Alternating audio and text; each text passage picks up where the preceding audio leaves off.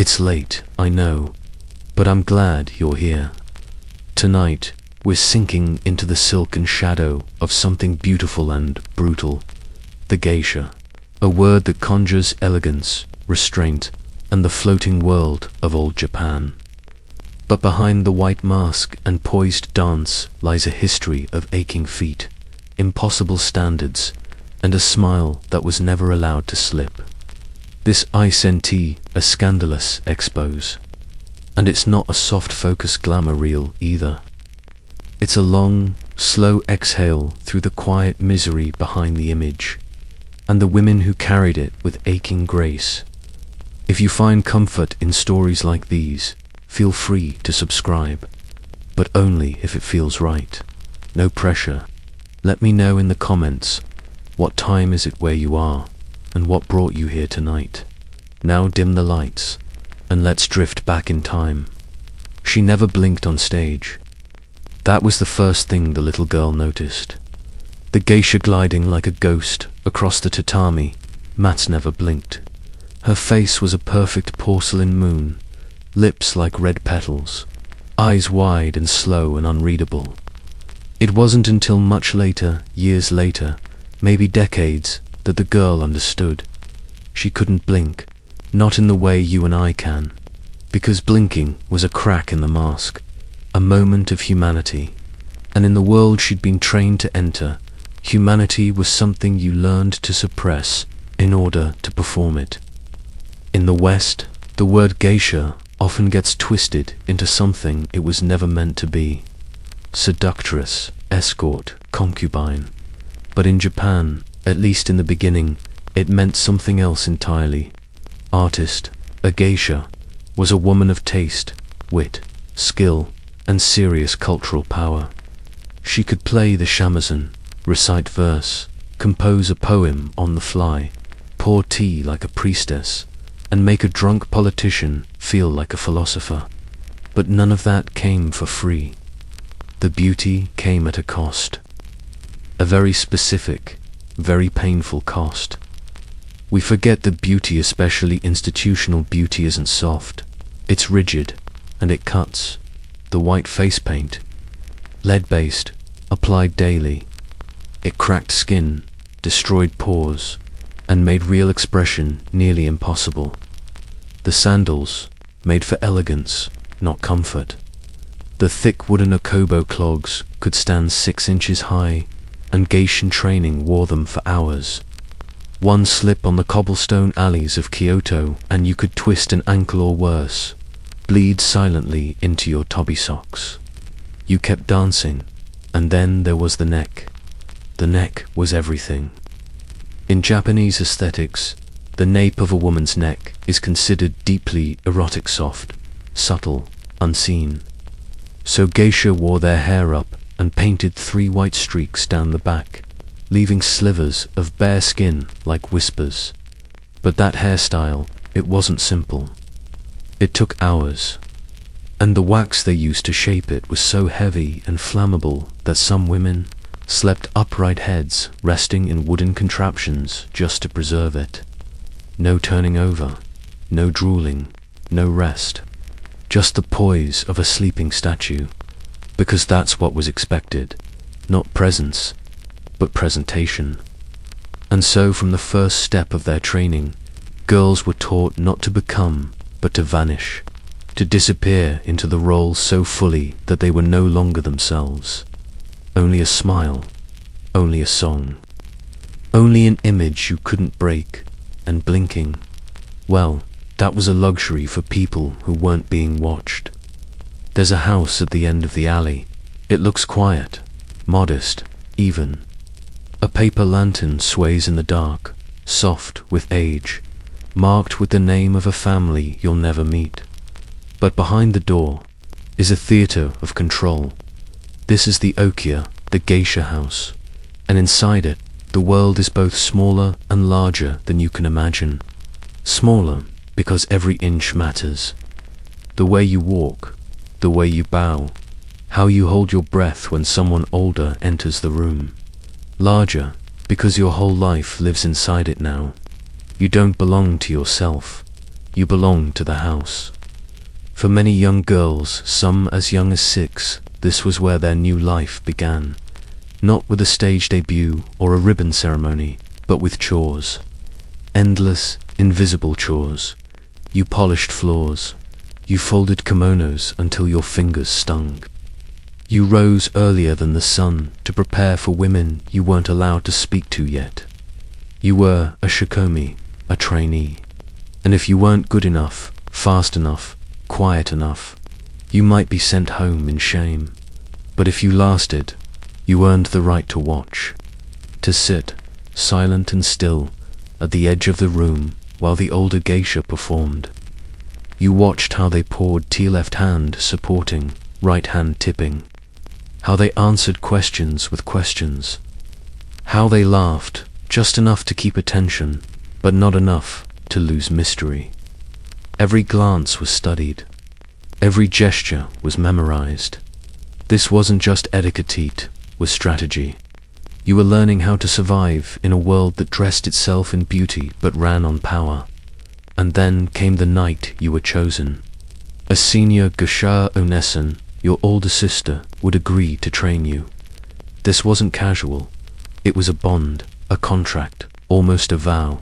She would teach you, and in exchange, your life became hers. You learned to kneel for hours until your legs forgot what walking felt like.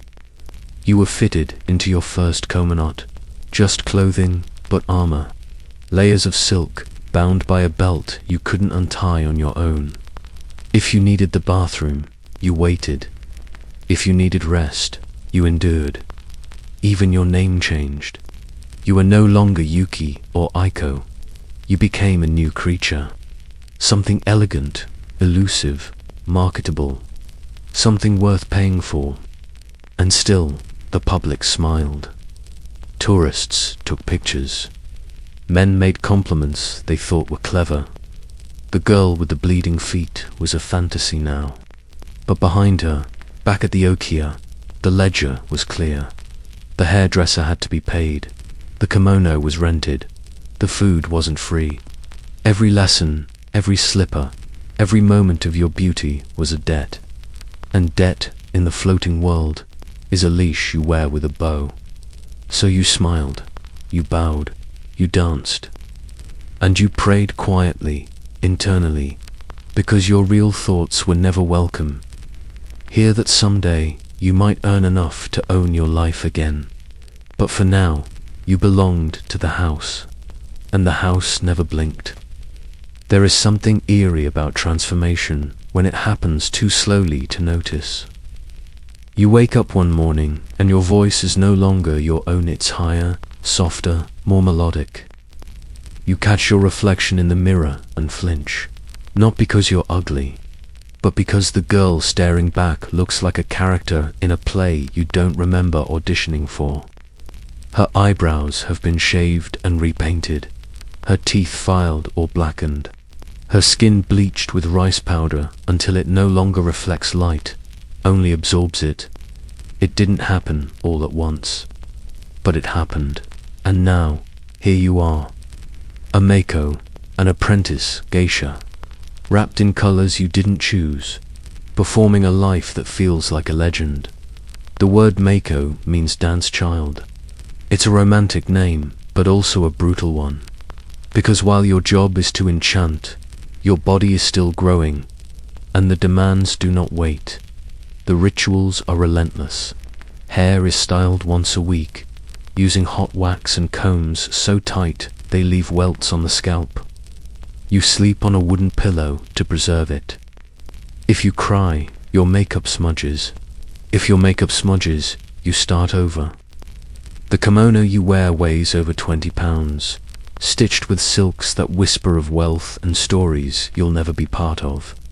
The long sleeves drag along the floor like wings you're not allowed to use. You begin to understand that your beauty is not for you. It is a tool, a currency, a performance. The act of becoming geisha is not to be adored, it is to be consumed, but gracefully, quietly, elegantly, and so you smile. You smile when you pour sake for the fifth drunken man in a row.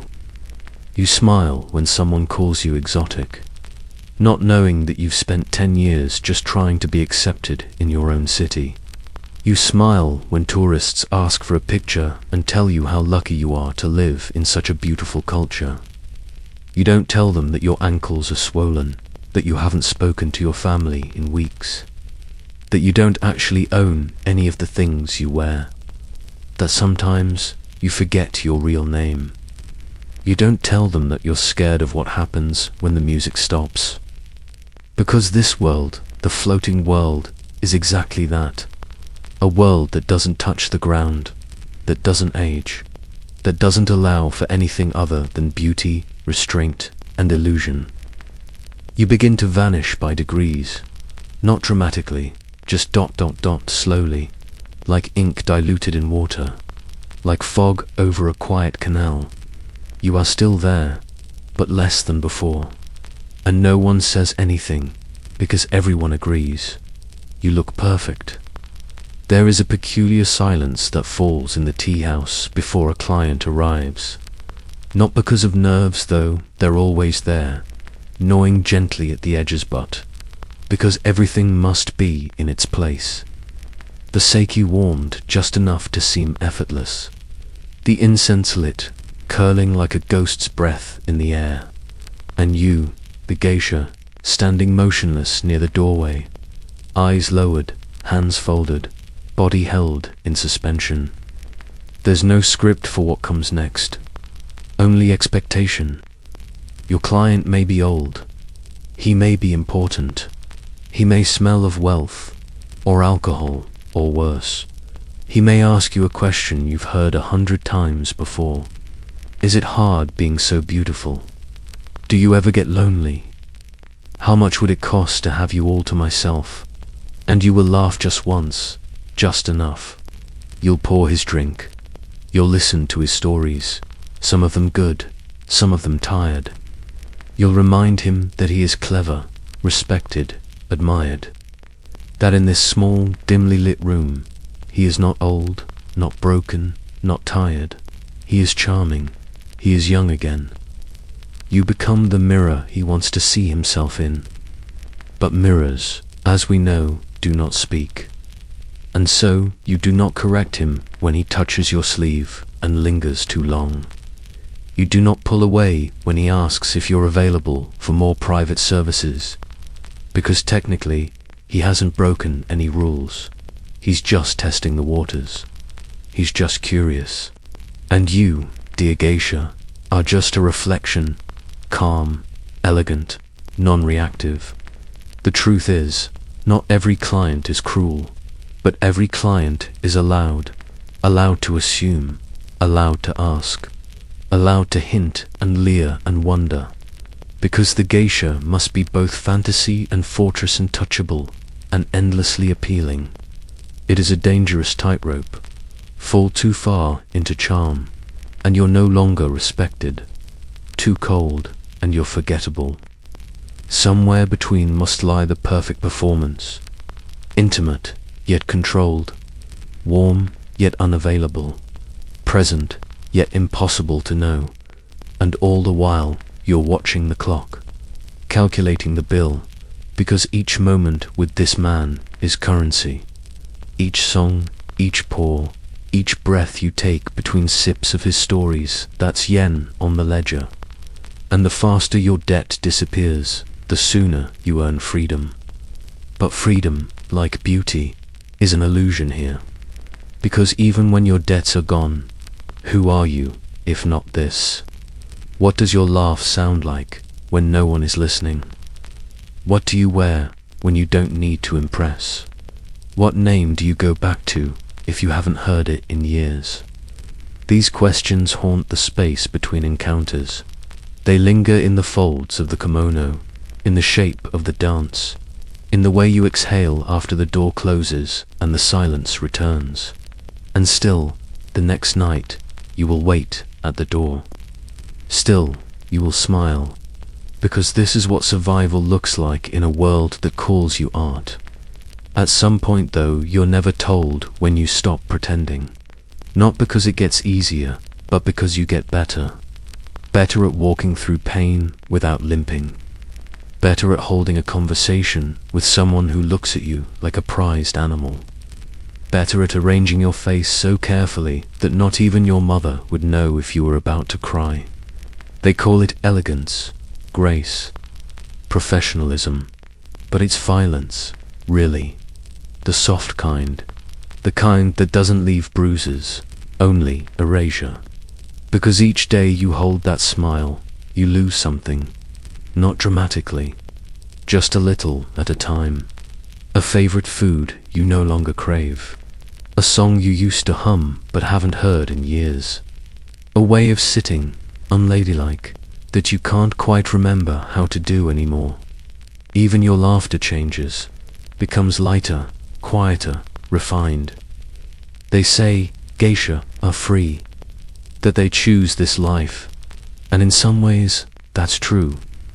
No one drags you by the hand, no chains, no bars, but there are so many kinds of cages, and some are built not of steel but silk, stitched delicately with compliments and admiration and traditions too old to question.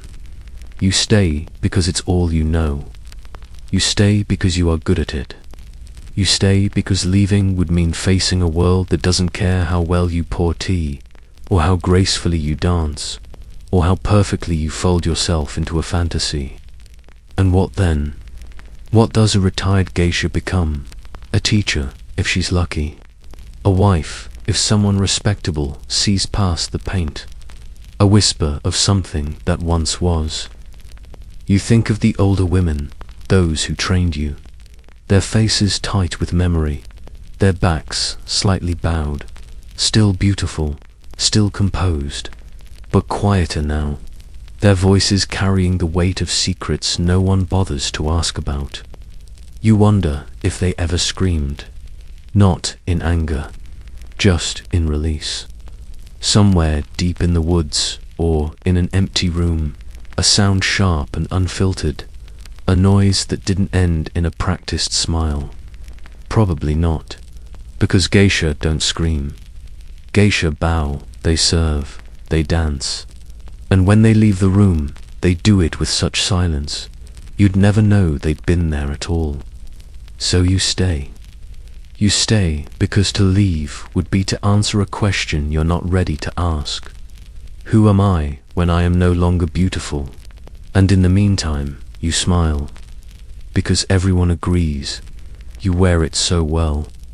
They said her movements were like poetry, that when she danced, the room stilled, that she could turn a flick of the wrist into a love story, a sideways glance into a tragedy. But no one asked how many times that wrist had been slapped into precision, or how many tears had been wiped away before her eyes learned to stay dry. To the untrained observer, a geisha's dance seems soft, dreamlike, like floating on water. But that softness is an illusion.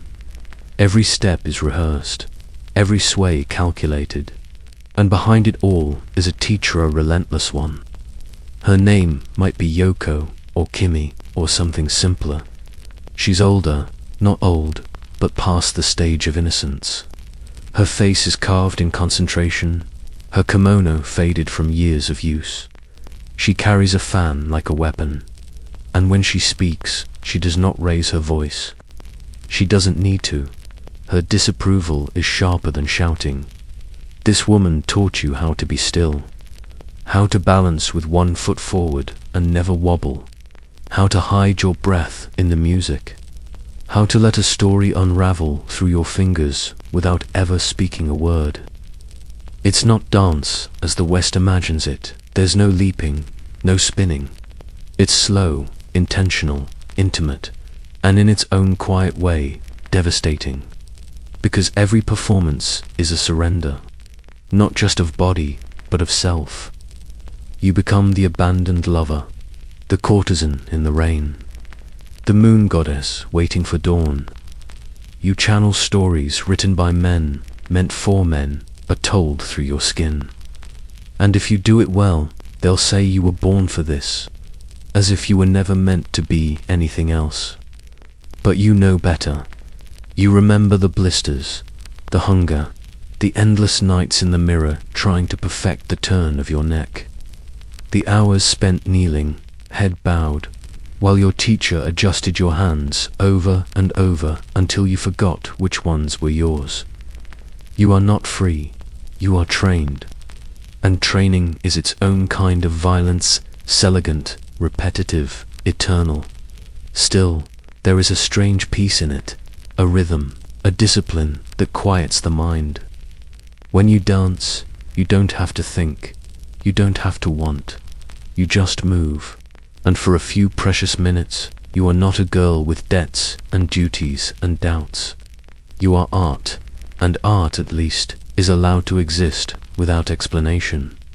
But when the music stops, you bow. You thank your teacher. You return to the shadows, because a geisha is not meant to be seen outside the story. She is the story, wearing a smile, standing on strings.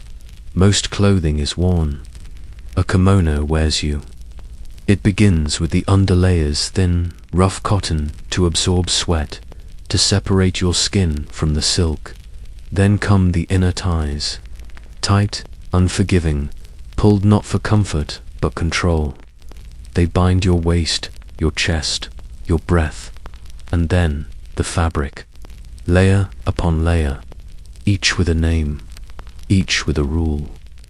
The outer kimono is the showpiece heavy brocade, embroidered with plum blossoms or cranes or pine trees, symbols of endurance, longing, seasons, not chosen for you, but assigned, like a mood you must embody. You do not choose how you feel. The kimono does that for you.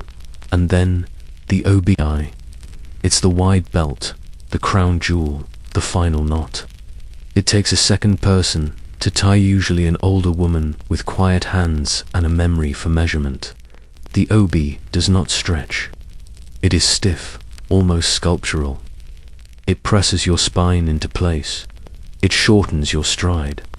It pulls your posture upright until you look serene. And serenity, as we know, is just tension perfected. Fully dressed, the kimono can weigh as much as a small child. You walk slowly because you have no other choice. Your steps must glide because lifting your feet is agony. The hem brushes the floor, whispering elegance, while your body screams. But here's the strange part. After a while, you miss it. On your nights off rare, precious, you wear cotton robes. Your hair falls loose. You walk faster, and it feels wrong, too light, too shapeless. Like your body has been returned to you without instruction. Freedom, when you're used to being shaped, can feel disorienting. Like being handed a blank canvas after years of tracing someone else's lines. The kimono had a purpose. It gave you meaning, presence, structure, and without it, who are you? This is how deep the art goes, not just into the skin, but into the soul. You begin to believe the weight is necessary, that the pain is part of the beauty, that you are not complete unless something is restraining you. And perhaps that's not unique to geisha. Maybe we all wear things that bind us. Roles, expectations, masks, smiles. We say we want to be free, but we feel more ourselves when we're dressed in what the world expects, even if it hurts, even if it's heavy, even if we dream, late at night, of peeling it off and disappearing into the forest. But morning comes, the tea house opens, and the kimono waits, folded, patient, eternal, because tradition doesn't chase you, it waits for you to return, and you always do. It's quiet, even in the laughter. That's one of the things no one tells you. The sound of a geisha's world is not chaos, it's not drama, it's a hush, a stillness. Even joy, here, comes softly. You begin to notice it late at night. After the guests have gone, after the lanterns have been extinguished, After your makeup is removed, and your face returns to something like its real shape, you sit by the window alone, wrapped in a thin robe, the perfume still clinging to your skin, and you listen to nothing, to the creak of the floorboards, to the faint rustle of the bamboo in the courtyard, to your own breath, which somehow feels too loud in this sacred hush. This is the hour when loneliness arrives, not as a sob, not even as sadness, but as a kind of companion, a shadow that sits beside you and asks, what would you be if no one was watching? It's a dangerous question you don't answer, because the truth is, you've built yourself around being seen, praised, desired, respected. You exist in the eyes of others. You're sculpted by attention, and when that attention fades, what remains? The other girls talk about love sometimes, whispered, barely their fantasies. A man who might see past the paint. A life where you laugh without poise, eat without etiquette, cry without shame. But those are dreams best kept in the attic. The geisha world does not welcome escape. It is a garden without exits, beautiful, curated, and complete. So you sip your tea alone. You watch the moon filter through the shoji screen. You trace the calluses on your feet, the ones no one ever sees beneath the socks. And you wonder not dramatically, not tragically, just curiously. You disappeared tomorrow. How long before someone noticed? You were surrounded by people every night, but rarely touched, spoken to constantly, but rarely heard, adored by strangers, but rarely loved. It's not the kind of loneliness that crushes you. It's the kind that wraps around you like fog, the kind that makes you quieter. Still, the kind that makes you wonder if this life is an act of preservation or erasure. Still, you rise. You rinse the teacup. You fold your robe. You sleep sitting up, because the hairstyle must survive. And in your dreams, you're still dancing, even alone, even in silence. Because geisha do not stop when the music fades. They carry the rhythm in their bones. There is a particular gaze that never leaves you. Not the clients, not the teachers, not even your own reflection. It's the gaze of every woman who came before. You see them in fragments, in the brushstrokes of a forgotten scroll, in the crease of an old kimono passed down like an heirloom, in the stories whispered through thin walls by women who never spoke their full truth aloud. They linger like ghosts, not angry, not bitter, just watching. And you understand, instinctively, that you are not performing only for the men in the room. You're performing for the legacy, for the lineage. Every movement you make, every turn of the wrist, every flick of the fanacos, someone else's memory. Someone who stood where you're standing now. Someone who once wondered if she was more than the costume. But that's the secret the tea house never says aloud. Geisha are not just performers. They are preservationists. Of a culture that doesn't know how to survive without performance. Of beauty that cannot exist without sacrifice. Of tradition so tightly stitched that even grief wears makeup. You inherit their silence, their grace, their sorrow, and their power. Yes, power. Because beneath the layers of illusion, there is a quiet strength. The strength to endure, to adapt, to hold still when everything inside you is screaming. To turn your life into an offering, and still keep something sacred tucked away. Some of the old geisha never spoke of their past. Not out of shame, but out of reverence. They knew that memory, like beauty, should be handled with care. That not everything broken needs to be fixed. Some things are simply meant to be carried, so you carry them. The women who trained you, the ones who folded your first obi, the one who slipped you rice balls in secret when the debts were heavy, the one who smiled too much and was quietly sent away. They are your invisible audience now, and when you dance for them. You dance so they are not forgotten. You dance because if you don't, their silence becomes meaningless. And you, dear Geisha, were never meant to be meaningless. The idea of leaving is always there, not like a plan, more like a weather pattern. It comes and goes, quiet, heavy, and impossible to grasp. You think about it in flashes. A train station at dawn, a suitcase too small, the feel of your own name said in a way that doesn't belong to the stage. But leaving is not simple, not clean. The world you came from doesn't fit you anymore, and the world you live in won't let you stay forever. Time, after all, is the real guest here, uninvited, unyielding. The beauty that once earned applause begins to age. Slowly, subtly, the lines that makeup used to hide begin to deepen. The steps that once flowed start to ache. Younger Mako arrive, bright, terrified. They watch you the way you once watched others, and you smile at them with something softer than envy. Something like mourning. You are still admired, still skilled, still graceful, but you are no longer the fantasy. And in a world built on illusion, that shift is seismic. Some geisha retire with dignity. They become teachers. They pass on the rituals. They preserve the art. Others disappear quietly, marrying clients or vanishing into the anonymity of another name. A few stay too long, their presence haunting, their elegance worn thin, but none of them speak of regret, not publicly. Regret is not allowed, like tiredness, or pain, or anger.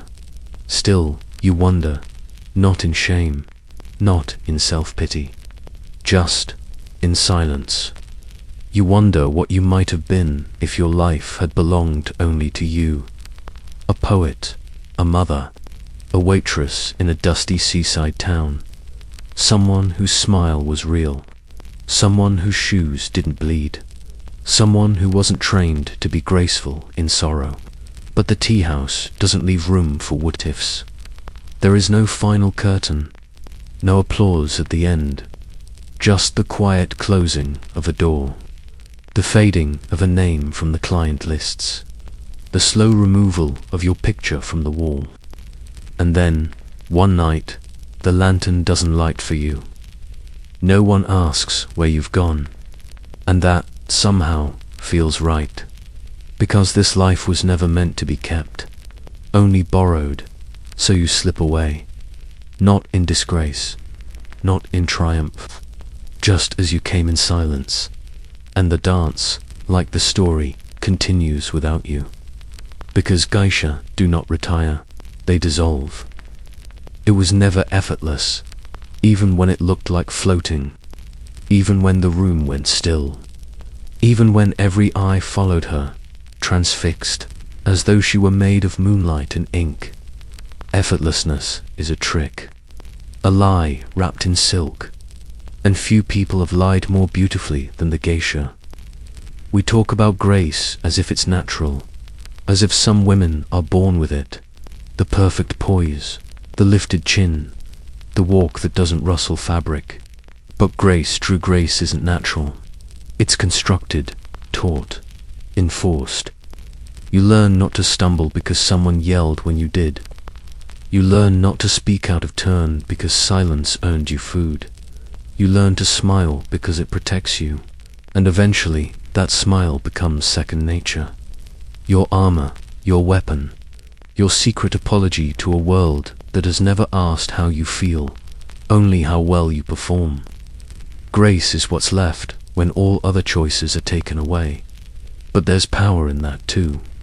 Power in being unreadable, in knowing that people project onto you what they want to see, that your silence becomes their mirror, that in every room you control the tension not with volume, but with restraint. There is a scene, half remembered from 100 tea houses, a geisha picking up a teacup. She doesn't rush. She doesn't shake.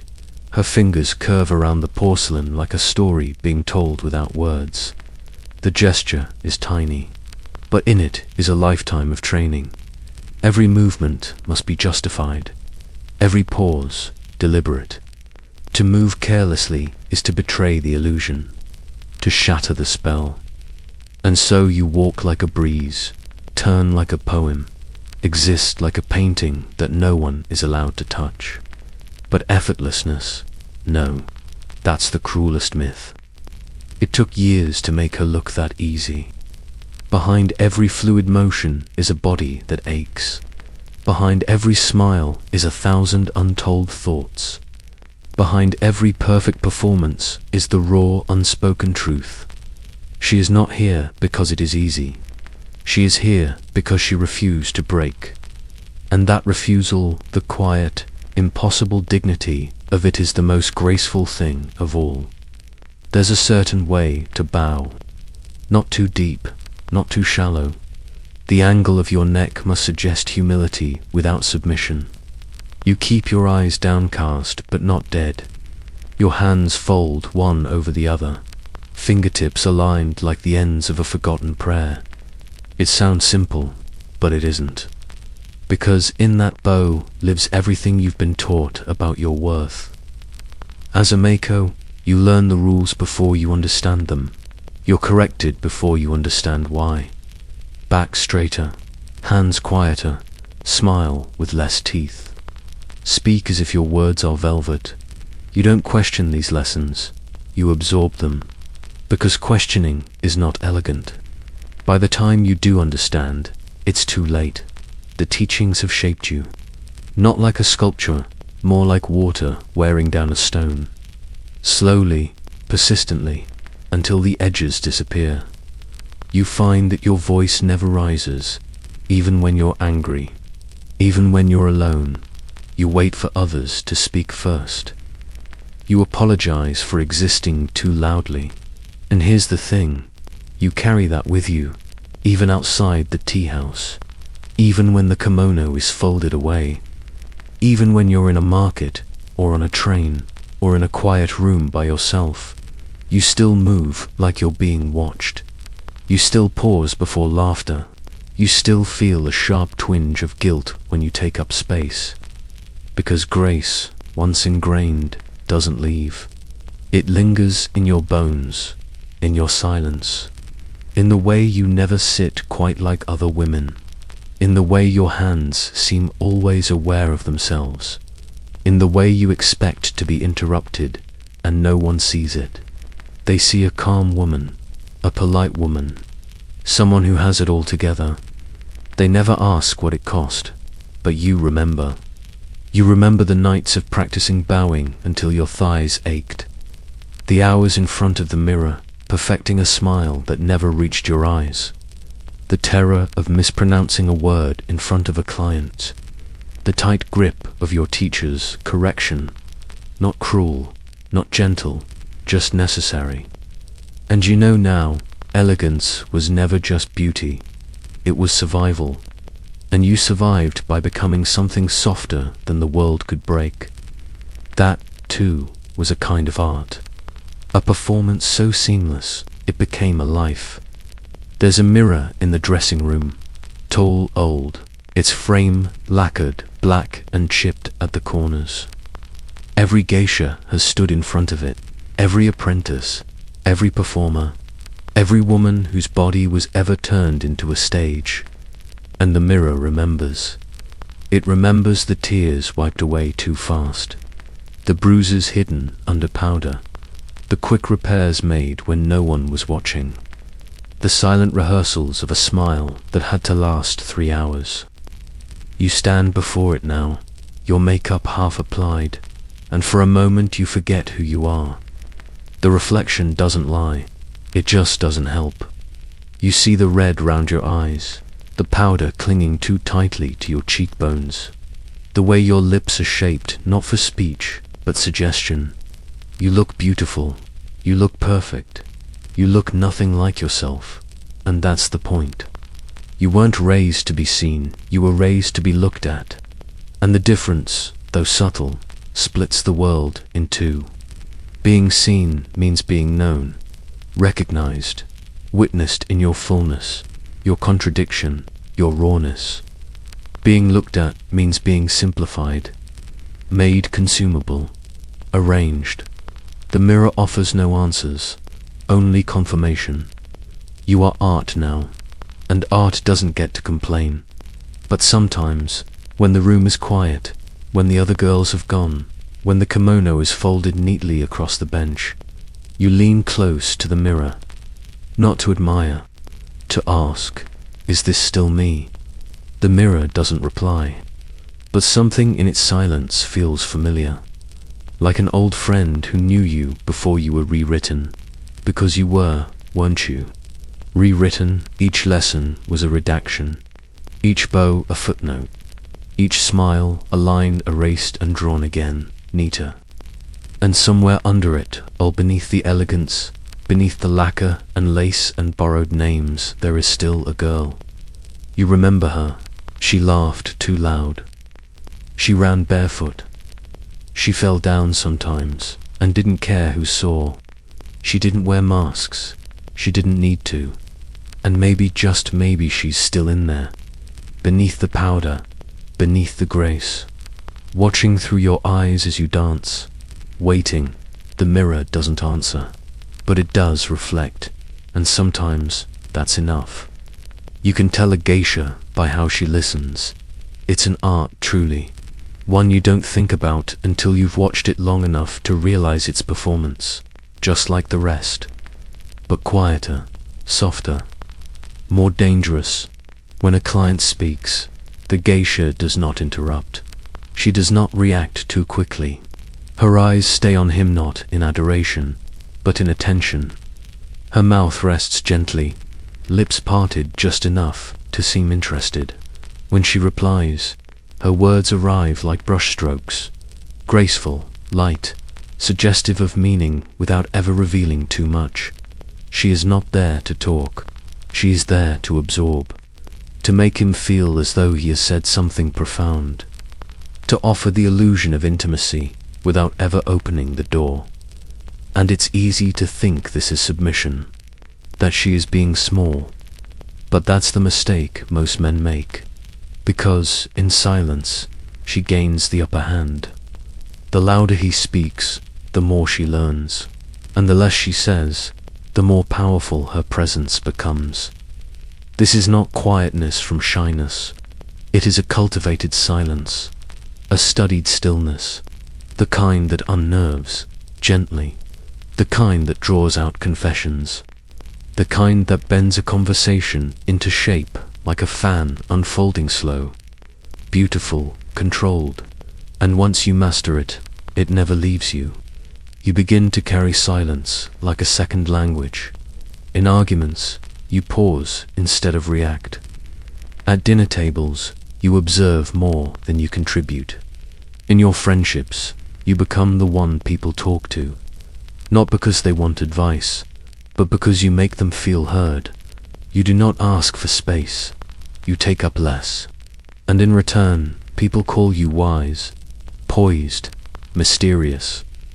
But there's a loneliness in it too, because sometimes you want to be the loud one, the one who interrupts, the one who laughs too hard and talks too fast and says the wrong thing, the one who doesn't know how to sit properly, the one who says what she means without apology.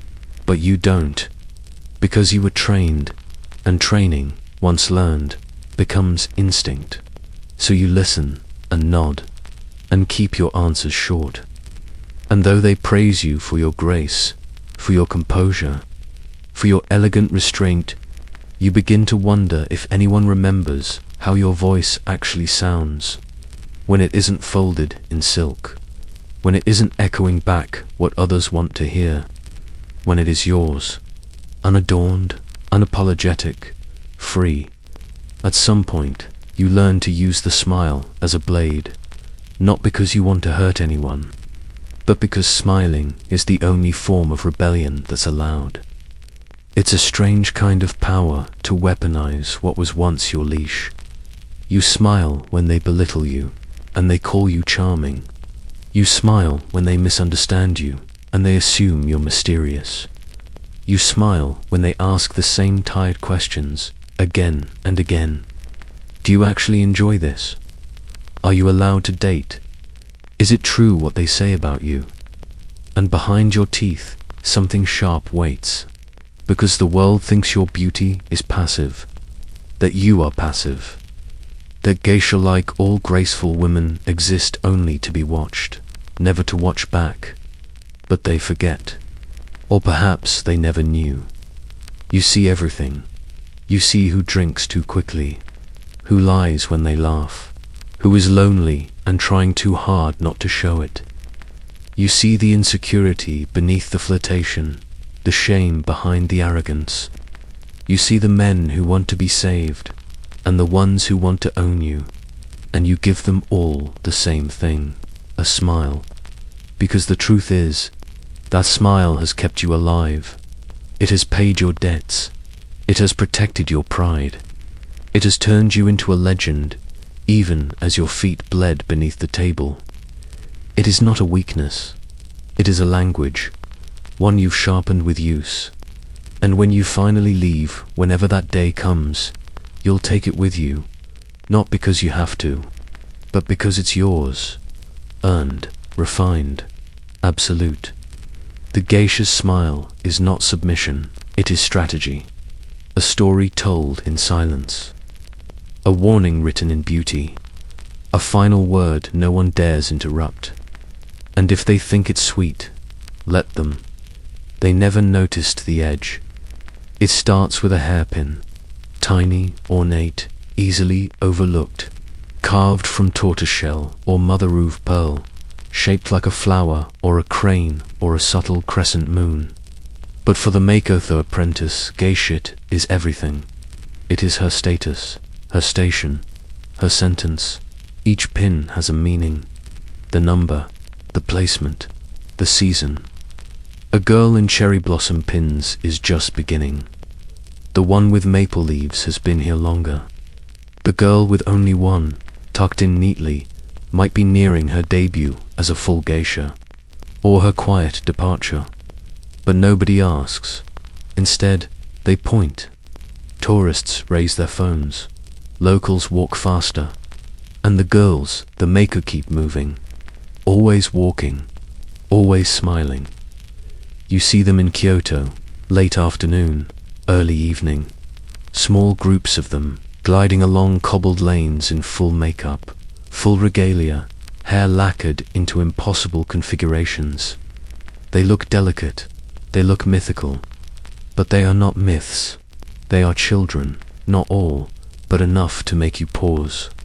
16, 17, some younger, some with bruises hidden beneath sleeves, calluses under socks, and they are working, always rehearsing a kind of womanhood they haven't lived long enough to understand. And if they falter, if they trip or flinch or look away, they are corrected. Gently, yes. Quietly, yes. But always corrected. Because visibility is their currency. Their job is not just to exist, but to exist exquisitely, even when they are exhausted, even when they are in pain, even when their real selves, the awkward, hungry, laughing selves, ache to peek through. They can't, because the illusion is delicate, because grace must be maintained, because a single misstep, a single break in composure, and the whole fantasy dissolves. And what then? What becomes of the girl behind the mask? Where does she go if she's never allowed to arrive? The truth is, most people never see her. They see the paint, the costume, the borrowed elegance. They photograph it, admire it, post it, and the girl disappears inside the image. Not tragically, not loudly, just quietly, like steam off a teacup, like breath on a cold mirror, like all the women who were told that their best self was the one nobody truly knew. She was 16 the first time she forgot her own voice, Not literally, not completely, just enough that when she laughed genuinely, unguardedly, she startled herself. It didn't sound like her anymore. It sounded like someone pretending to be her. Softer, smoother, sharper at the edges. They said it was a compliment. You're becoming refined. But refinement, she would come to learn, was just another word for removal.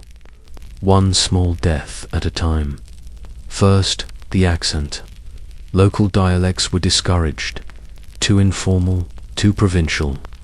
Meiko were taught to speak in the high, lilting Kyoto Kyokotobara, dialect used almost nowhere else, archaic and delicate. To stumble in it was shameful. To master it was power. And so she changed her vowels, softened her consonants, bit her tongue when it rebelled. Another death. Next came the food. She wasn't allowed to eat in public unless it was with a client. Not even a snack between performances. Hunger, like emotion, was to be managed in private. Once, she chewed too quickly and was scolded for lacking elegance, so she learned to chew slowly, to swallow without sound, to keep hunger tucked beneath the smile. Another death than the body. Her walk had to be redesigned. Natural strides were too loud, too casual, too free. She was trained to glide, to shuffle in tiny steps, to sway her arms less, to keep her back straight no matter how heavy the kimono, no matter how blistered her heels. Another death. Even her name, her real name, was gone, buried beneath the stage name chosen for her. A name that sounded like water, or wind, or moonlight. A name clients would remember. A name she could never quite believe in. So much of her vanished piece by piece, and no one called it loss. They called it becoming. Becoming a geisha. Becoming beautiful. Becoming art. And when she cried, because of course she cried, all girls do it, wasn't with drama. It wasn't with sound. It was in the way she stared too long at the floor. In the way her hands trembled while tying her sash. In the way she sat motionless in the corner of the okia, eyes wide, chest tight, willing herself back into form, because she could not afford to break, not when she was so close to perfecting her disappearance. And yet, she missed herself. Not always, not dramatically, just in flashes. A smell that reminded her of childhood. A song she used to sing. A word in her native dialect she almost spoke aloud before catching it. She missed herself the way you miss a dream upon waking. Something soft, something important, and already gone. There are few friendships more delicate than the ones formed inside the ochiya. They call each other Onasan and Imuto, older sister, younger sister, but the words are ceremonial, practiced, worn like the silk robes they button each morning. There is affection, yes, but also hierarchy, expectation, debt. The older girls are not cruel, they are tired. Tired of always being watched. Tired of teaching grace while suppressing the pain in their hips. Tired of pretending that the mask has grown comfortable, but they teach anyway. They show the younger ones how to bow without creasing the hem, how to say no without saying no, how to use a glance to end a conversation and a smile to survive it. And the younger girls, they cling, not just to the lessons, but to the warmth beneath them. They braid each other's hair in silence, share small secrets in the corridors, leave rice balls for each other on hard nights. They comfort without words, because words are clumsy, and vulnerability is an art they haven't mastered yet. They are not allowed to cry in public, so they cry quietly, together, in shared glances, in linked pinkies beneath the table, in notes slipped between futons, when one of them is too sick to dance, but too afraid to rest. They don't say, "I love you." That's not how it works. Instead, they adjust each other's collars, fix each other's eyeliner, offer the last bite of something sweet without asking. And in that exchange, there's something sacred. Because who else knows what this feels like? Who else understands the bruises you can't talk about? The clients who linger too long? The teachers who correct without kindness? The weight of being watched and praised and emptied, night after night? They do. The other girls, the quiet ones in the hallway, the elegant ones on stage, the small ones who dream of being large, and the large ones who've learned how to shrink. They all carry the same ache. They just decorate it differently. Some become bitter, some become brilliant, some disappear into marriage, some stay until their hair turns silver. But for a brief, impossible moment, they have each other. And in that closeness, a strange kind of freedom blooms. Not the freedom of escape, but the freedom of being seen, truly seen, by someone who shares your silence. It doesn't last. But then again, most beautiful things don't. There is a ceremony for everything, for waking, for dressing, for leaving the room, for returning to it, for pouring tea and sipping tea, and receiving tea, and thanking someone for the tea you just received. Every movement ritualized, every gestured or rehearsed, memorized. The idea is that nothing should be casual, because casual is careless, and carelessness is unbecoming. So, you are taught to treat each moment as sacred, to kneel with intention, to fold your hands precisely, to arrange your face so that even your stillness speaks. And somewhere along the way, it starts to feel normal. You begin to forget what it's like to move without thinking. You start to believe that discipline is elegance, that hesitation is vulgar, that silence is safety. But the truth is ceremony is heavy, not just in weight, but in consequence. It follows you. You wake up with its echo. You fall asleep with its outline traced on your limbs. And it becomes very hard to know where the ritual ends and you begin. There's a ceremony for becoming a Mako. It involves hours of preparation, layers of white paint, and an obi so long it nearly drags behind you like a wedding veil. You kneel while older geisha adjust your hair, paint your neck, tell you not to cry, and you don't, because this is your debut, your birth into the floating world, your transformation from girl into symbol. It's beautiful, it's heartbreaking, because the moment it's done, you're no longer allowed to be what you were before. You've entered a story that doesn't belong to you, a story written long before you were born, a story that ends the same way for everyone, quietly, gently, in a fading room where your name is whispered less often, and your photograph is moved from the front of the hallway to the back. You are becoming history, but not the kind that gets remembered, the kind that gets preserved in ceremony and erased in conversation. And still, you bow. You lift the teacup. You smile when the guest arrives, because to pause the performance would be a scandal, and to abandon it entirely, unthinkable. So you carry the ritual, like a crown, like a coffin, like a poem that only exists when spoken aloud. By now, her feet are numb. She doesn't say anything. There's no point.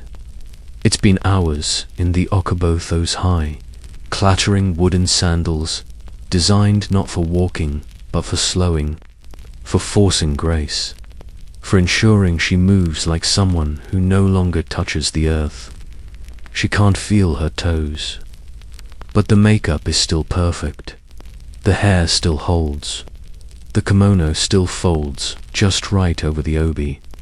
No one sees the pain. No one asks, because she looks beautiful. And beauty, in this world, is evidence enough. It doesn't matter how much it costs. The paint she uses to lighten her face is made with lead. Not metaphorically, literally, a compound refined and passed down through tradition, despite the sores it leaves, despite the way it clogs the skin, despite what happens after years of use. But it leaves the perfect matte finish. And the geisha must be flawless. She applies it anyway. There's a wax, too, for the eyebrows, heated and smoothed until it removes every trace of hair, because real expressions are unpredictable, uncontrolled, and control is the point, always the point. Her smile must not waver, her posture must not bend, her skin must not shine. Every stray thought is a threat to the performance, so she learns to hide them, not just from others, from herself. Hunger, anger, joy, regret. They become muted background noise. A song she once loved but now only have 3 members, because to feel too much would be dangerous. Feel too much and your mask might slip. And if your mask slips, they might see you. And if they see you, they might not want you. And if they don't want you, what then? What do you become, if not desirable? You see, in the floating world, beauty is not just art. It is economy, reputation, survival. It is something you owe not just to yourself, but to your house, your teachers, your name. You stay beautiful because to age visibly is a failure. You stay beautiful because to crack is to disappear. You stay beautiful because it's the one thing they can't take from you until it leaves on its own. And so she paints, she ties, she bows, and she tells herself the same thing every night, staring into the old mirror framed in black. It's worth it, even when it isn't. Even when no one's watching. Even when her feet are bleeding and her smile is a lie. Because if she stops now, what else is left? He was kind. That's what made it worse. He didn't leer. He didn't grab. He didn't ask the crude questions others asked after too much sake. He listened. He spoke softly. He knew her stage name and used it with care. He called her elegant, extraordinary, unlike anyone else. And she almost believed him. Almost he was a client, older, wealthy, the kind of man whose shoes were always polished and whose jokes were always just safe enough to seem witty. He came often, but never too often, left generous tips, requested her by name. He never crossed the line, until one night he did. It wasn't dramatic, just a question, asked quietly as she poured his drink. Do you ever wish this life was different? She looked up, met his eyes. For a moment, she forgot her lines. She didn't answer. Because what could she say? Yes, she'd dreamed of something simpler. She'd imagined herself in a house with soft light and fewer mirrors. She'd wanted to be touched without transaction, loved without performance, free to speak in her own voice, to laugh without consequence, to grow old without apology. But those dreams were private, sacred, not for sale. And yet here he was offering what? A rescue. He didn't say it, not aloud, but it lingered in the air like perfume, the promise of escape, of being taken care of being seen not as an artist or an ornament, but as a woman. She wanted to believe him, but she'd been taught better. Because every geisha knows, attention is not affection, desire is not devotion, and kindness is just another performance, sometimes better rehearsed than your own. So she smiled, the kind of smile that isn't a yes, but isn't a no either. The kind that floats, the kind that tells him nothing, because she couldn't afford to want him. Wanting was dangerous. Wanting made you vulnerable. Wanting made you human. And in this room, at this hour, under these lights, she wasn't human. She was art, and art does not ask for more. There is always a story about the one who got out. She married a kind man, or she opened her own tea house, or she became a teacher, respected and wise, the kind of woman who tells younger girls that they, too, can find peace at the end of the performance. These stories are passed along in whispers, half hope, half ghost tale, because everyone needs a myth to survive. You think about it sometimes quietly, in the pauses between appointments, what your escape would look like. Would you go far, or just down the street, to a different kind of life? Would you keep the kimono, the hairpins? Would you miss them? Would they miss you? You don't know, because the truth is, most geisha don't leave. Not really. Some retire, some fade. Some find a quieter corner of the floating world and settle in like mist. But few truly leave, because even outside the tea house, the training lingers, the elegance, the caution, the silence. And who would you be without those things? The idea of freedom is seductive. But what does it mean, really, when you've spent your life being shaped by discipline, performance, tradition? Would freedom feel like possibility, or just absence? You've seen others try. A girl who eloped with a client, a woman who walked out one night and never returned. Their names are not spoken now, not out of cruelty, just absence, just silence, as if the floating world, offended by their exit, quietly rewrote the story without them. And that's the danger of escape. It requires you to become a new story, one you haven't been trained to tell. So most of you stay, not because you can't leave, but because leaving would mean starting from nothing, without the grace, without the name, without the safety of being adored, even if only for a few hours each night. And even the mask, after enough time, starts to feel like skin. So you nod when they ask about your future. You speak of teaching, of saving, of someday, and you smile, because hope is a performance too. And you've always been good at that. It comes up often, disguised as flattery, hidden in jokes, slipped into polite conversation like a sugar cube in hot tea. A beautiful woman like you, surely someone's waiting. They ask with a smirk, or with genuine curiosity, or with that low, lingering tone that suggests they'd like to be the one. But they always ask, because the geisha is the perfect contradiction. A woman who embodies desire, yet remains unattainable. She is intimacy without promise, warmth without future. And the question isn't really about husbands. It's about ownership. Who gets to keep her? Who gets to win her? As if she's a prize, not a person. The truth is complicated. Yes, geisha have married, quietly, occasionally, sometimes for love, sometimes for security, sometimes just to stop dancing. But marriage has always been dangerous territory for geisha. Not forbidden, but suspect. Because once you belong to someone, your role shifts. You are no longer everyone's. You are one man's. And the world doesn't know what to do with a geisha who chooses herself. So you deflect. You smile. You laugh. You say something clever. I already have too many men in my life. Serve them every night. Or softer. Ah.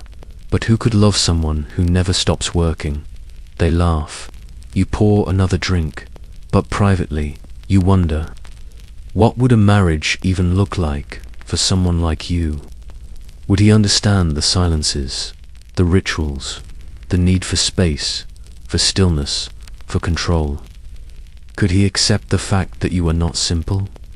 That you've spent your life performing an ideal you no longer believe in? Would he let you be ordinary? And could you let yourself be seen fully, without the paint, without the bowing, without the layers of silk and expectation? You don't know, because being adored is not the same as being loved. And no one teaches Geisha how to be loved, only how to be admired. So you keep dancing, and when they ask again, you say what you always say. This life is already full, and it is full of grace, of ritual, of loneliness, of beauty so sharp it cuts. There's no room for anything else.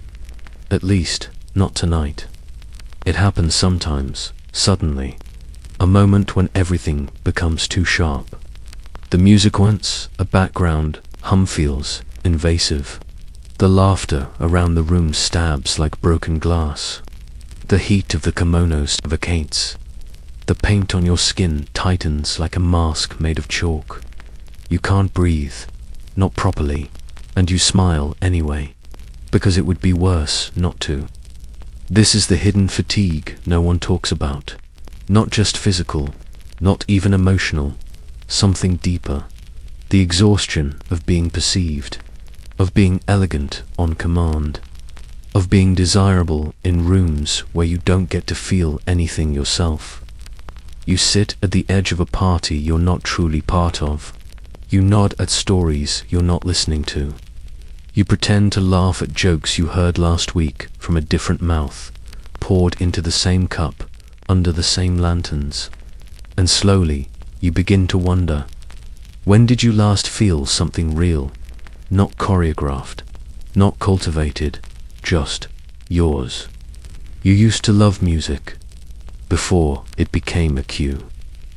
Before every note meant stand now, turn now, bow now. You used to love stories, before you were expected to become one. But now, the sound is too loud, too much. You want to leave the room, just step outside, feel night air on your face. Let your real body exist, even if only for a moment, outside the choreography. But you don't, because you are still in costume, and costume is law. So instead, you lower your eyes, you adjust your sleeve, you tell yourself it will pass, and it does. The music softens, the laughter fades into a rhythm you can manage. The client finishes his drink, the evening nears its end, and just like that, the geisha reappears, flawless, composed, the moment of panic, forgotten, buried, wrapped in silk and hidden behind the fan you lift to your lips. Because a geisha does not falter, not in public, not where it counts, not even when her heart is begging her to run. She's still there, you know. The girl who laughed too loudly, the one who danced in bare feet on wooden floors before she knew how to be graceful, the one who ran, once fast and clumsy and breathless, before someone told her that beauty must glide. She didn't disappear, she just went quiet. She watches now, from the back of your mind, as you bow, as you smile, as you kneel for the 100th time in the same room, beneath the same lantern, before a man who has asked your name 3 times and still mispronounces it. She doesn't judge, but she remembers the taste of unpainted lips, the feeling of wind on her unbound hair, the sound of her own voice, untrained and wild, the thrill of speaking without planning it first, the delight of making a mistake and laughing instead of apologizing. And sometimes, late at night, when the tea house has gone still and the mirrors are covered and you are no longer art, but simply body, breath, shadow, she speaks, not with words, just a feeling, a soft tug at the edge of memory, a reminder that you are still her, that beneath the kimono, the powder, the posture there, is still a woman who exists beyond desire, beyond duty, beyond grace. She will not save you, but she will wait, patiently, until you remember that your worth was never in your stillness, that your value was never in how softly you spoke, how prettily you bowed, how perfectly you vanished into someone else's fantasy. It was in your being, messy, brilliant, alive.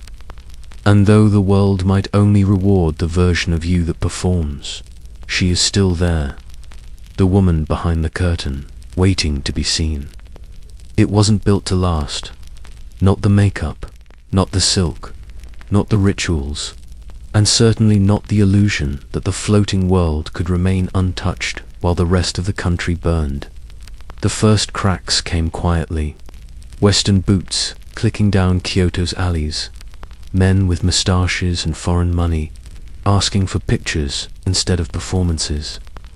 The strange machines that played music without players. A new language bleeding into the paper signs.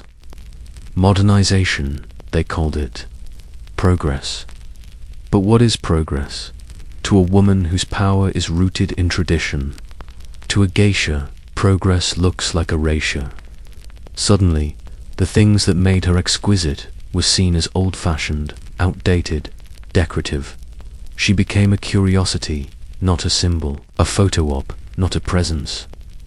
The grace she had spent her life perfecting became quaint something to be admired, but not preserved. And then, war. The empire turned inward. Soldiers marched. Rations began. Clients vanished. Tea houses grew silent. Some geisha closed their doors. Others tried to adapt singing patriotic songs, entertaining officers, serving sake to men with guns instead of fans. It didn't feel like survival. It felt like surrender. The kimono was still worn, but it felt heavier. The paint was still applied, but it cracked more easily. And in the mirror, the mask no longer felt like art. It felt like camouflage. She danced for men who would leave the next day for a front line she couldn't imagine. She smiled while pouring drinks for generals who looked at her not as beauty, but as territory. Her world, the careful, curated dream of poise and poetry, was being rewritten in steel and blood.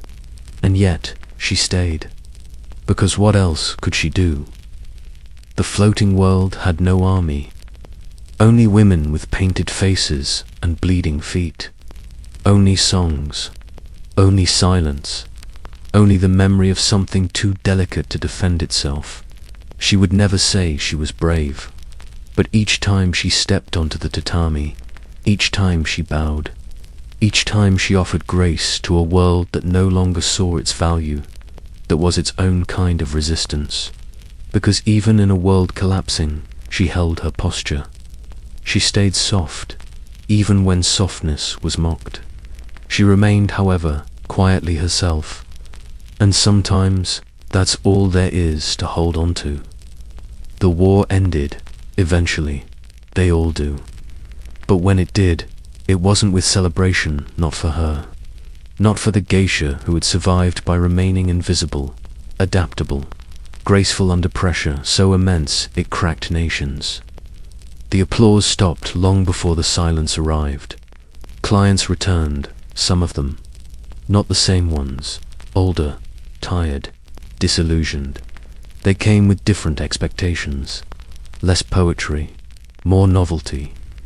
They wanted a geisha who could sing a Western tune, pour whiskey instead of sake, speak enough English to flatter their arrogance, and the tea houses complied. What choice did they have? Tourism replaced tradition. Cameras replaced conversation. The floating world, once a place of refinement and restraint, became something you could book by the hour, as long as you paid enough. And still, she stayed. She had outlived a war, but not her own profession's quiet death. Because death doesn't always arrive with violence. Sometimes it comes with politeness, with applause that sounds slightly less enthusiastic, with praise that ends in past tense. They were once the most beautiful women in Japan, someone says, and smiles, as if she is no longer here, as if she's already folded and framed. She stands in a room where her dance no longer moves anyone to tears, where her voice, trained to sing poems older than the city itself, is drowned out by the click of smartphones and the drone of guides repeating half-truths. She is still dressed the same. The kimono still binds. The paint still dries. the shoes still pinch, but no one looks at her the same way. They look through her now, around her, past her. They ask if they can try on the outfit. They ask if they can be a geisha for a day. She wants to tell them kindly, not cruelly, that no one becomes a geisha for a day. It takes years. It takes silence. It takes loss. It takes giving up the sound of your own laughter because you learned that your real laugh wasn't elegant enough. It takes bleeding into white socks and never letting anyone see. It takes being so good at performance that you forget what wasn't performance. But she doesn't say that. She bows. She pours the drink. She smiles. Because if she is the last one, she must carry this story to its end. And the ending, it seems, will be soft. No grand closing act. No finale curtain. Just fewer apprentices. Fewer invitations. Fewer names remembered. And yet, she stays. Not out of nostalgia, not even out of duty. But because real beauty is not just in the bloom. It's in the persistence. The way the flower still opens, even when no one is watching. The way a dance still holds its shape, even in an empty room. The way a woman, even as the world forgets her, remembers herself, and dances anyway. They crowd the alley in early evening, just before the lanterns are lit. Foreigners, mostly, cameras slung around their necks like necklaces of urgency, whispering too loudly, laughing too freely, waiting for a glimpse of something they don't understand but desperately want to capture. And there she is, a Mako. Not Hershey's past those years, now but one of the new girls. Painted white, dressed in spring plum blossoms, hair sculpted into its own kind of cathedral, walking the narrow street like it's a stage built only for her. The tourists gasp, and then they move in. Some ask politely, some don't ask at all. They thrust phones in her face, stand in her path, shout compliments as if she's deaf, as if her quietness means permission. They call it admiration, but it feels like hunger. And the Mako, she flinches, just slightly. A flicker, a micro-expression. Most won't see it, but she does. The older geisha, standing just out of frame, watching from the shadows. She sees it in the set of the girl's jaw, the tightened fingers, the way her smile sharpens not with warmth, but with survival. She remembers what that felt like. She remembers the night she was cornered on a bridge by men who insisted they only wanted a photo. She remembers the weight of being watched by eyes that didn't know her name, didn't want to. She remembers how her body, so carefully trained to remain still, trembled in places no one could see. The world has changed, they say. They say it as if it's comfort, as if the presence of cameras instead of cigarettes, phones instead of fingers, means anything has improved. But violation doesn't always come with violence. Sometimes it comes with a smile, with a tourist's guidebook that calls her a living relic, with a man who insists he respects her, right before asking her price. She is not a museum, and yet she is treated like one. All her history reduced to costume, all her pain repackaged as charm, and still she smiles. Not for them, not anymore, for the girl walking the alley, for the one who flinched, to remind her without words, without breaking the rules, that she is not alone, that behind every glassy-eyed tourist and every flashbulb there is someone who sees her, not as an image, but as a woman, a survivor of softness in a world that calls softness weakness. And that is a kind of defiance they will never photograph. There is a small shrine tucked between two buildings near Gion. No signs, no tour groups, just a worn gate and the scent of rain on old stone. It's not in the guidebooks. Even the locals walk past without noticing, but she goes there. Not every day, not even every week. Just sometimes on quiet mornings, before the tea houses stir, when the streets belong to wind and crows and memory. She wears no paint when she visits, no silk, no shoes that click like punctuation. Here she is barefoot. The shrine itself is plain, wooden, faded. The offerings are simple: coins, petals, a cigarette half smoked and left with reverence. And beside the altar there is a wooden box where women leave names, not their own, not always. Sometimes they write the name of who they used to be. Sometimes they write the name of someone they lost. Sometimes they leave the page blank, trusting that absence speaks to them. It's not an official place. No records, no history carved in stone. But the whispers say it began decades ago, started by a former geisha who was never quite remembered, never quite forgotten. She built the shrine not to be worshipped, but to be witnessed. A place where those who had been erased could carve their presence back into the silence. She kneels here, quietly, not to pray, but to listen, because this is a place made not of ceremony, but of grief. Soft grief, unnamed grief, the kind that floats just below the surface of every painted face, the grief of being passed over, of being admired but never understood, of being seen and never known. And in this shrine, the grief is not corrected, it is allowed. She runs her fingers along the wood, tracing the places where other hands have rested. She reads the notes left behind. Some are folded in half, some are stained, some just say things like, "I'm tired," or "I miss myself," or "It wasn't fair, but I did it anyway." She never leaves her own name. But once, she wrote a line of poetry. "I wore beauty like a bruise they called a gift." Then she tucked it inside, stood, and left before anyone could see. Because she doesn't come here for attention. She comes to remember. To remember that behind the tradition, behind the training, behind the tea and music and painted smile, there were always women. Real, complicated, beautiful in ways that could not be choreographed.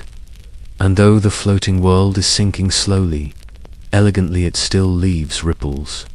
And those ripples, those names, those poems carved in silence, they last longer than applause. There is a phrase, spoken softly, never officially, that drifts through the remaining okia like incense.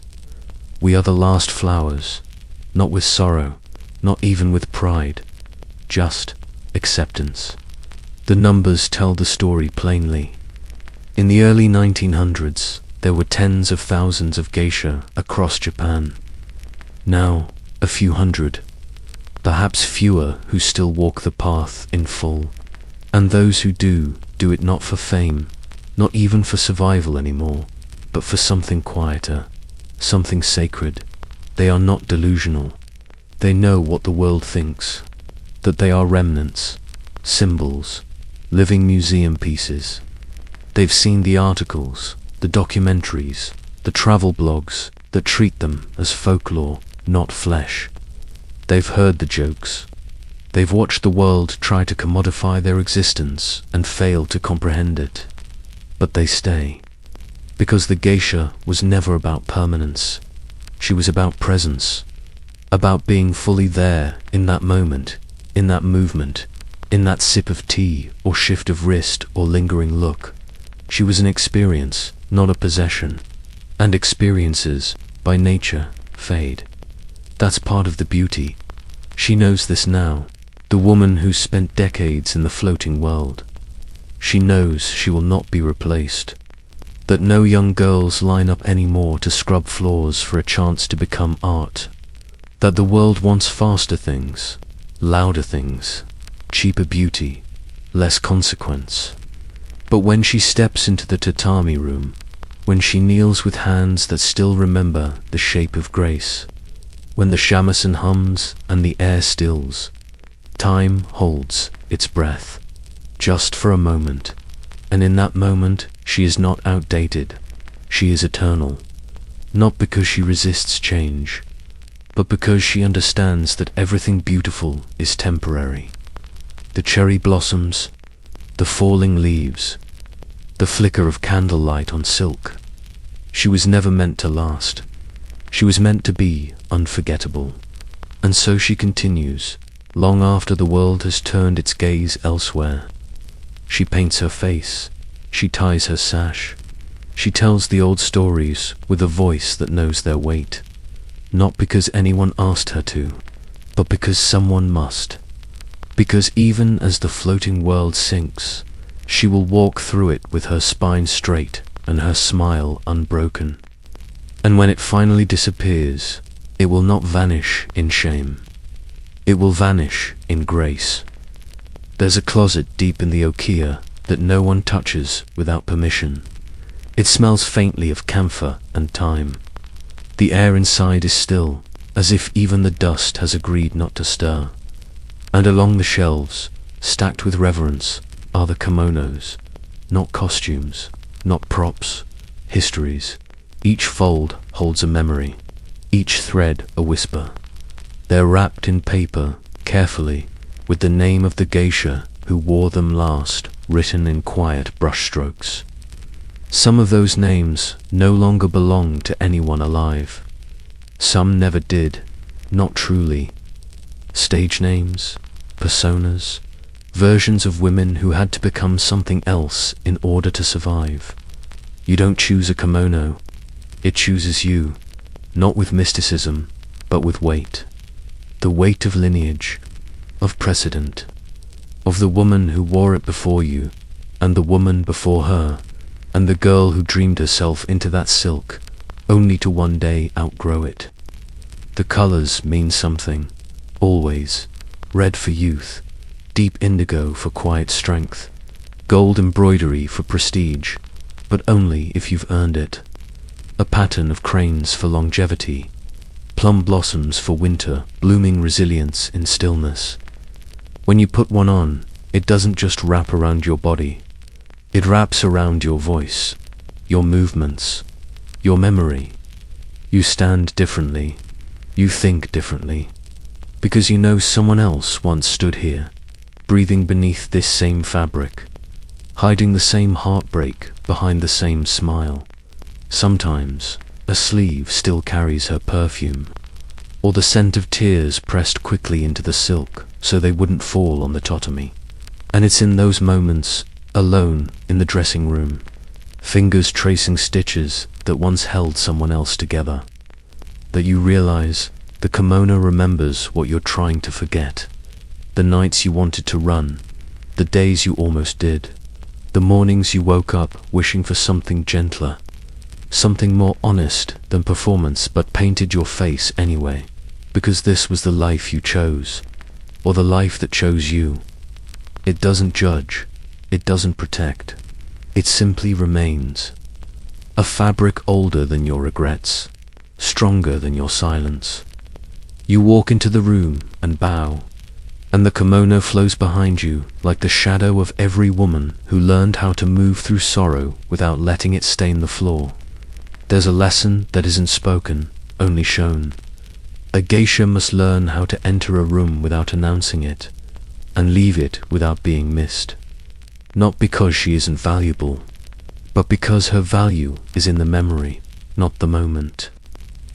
She is not the centerpiece, she is the atmosphere, the flicker of presence that changes a space without claiming it.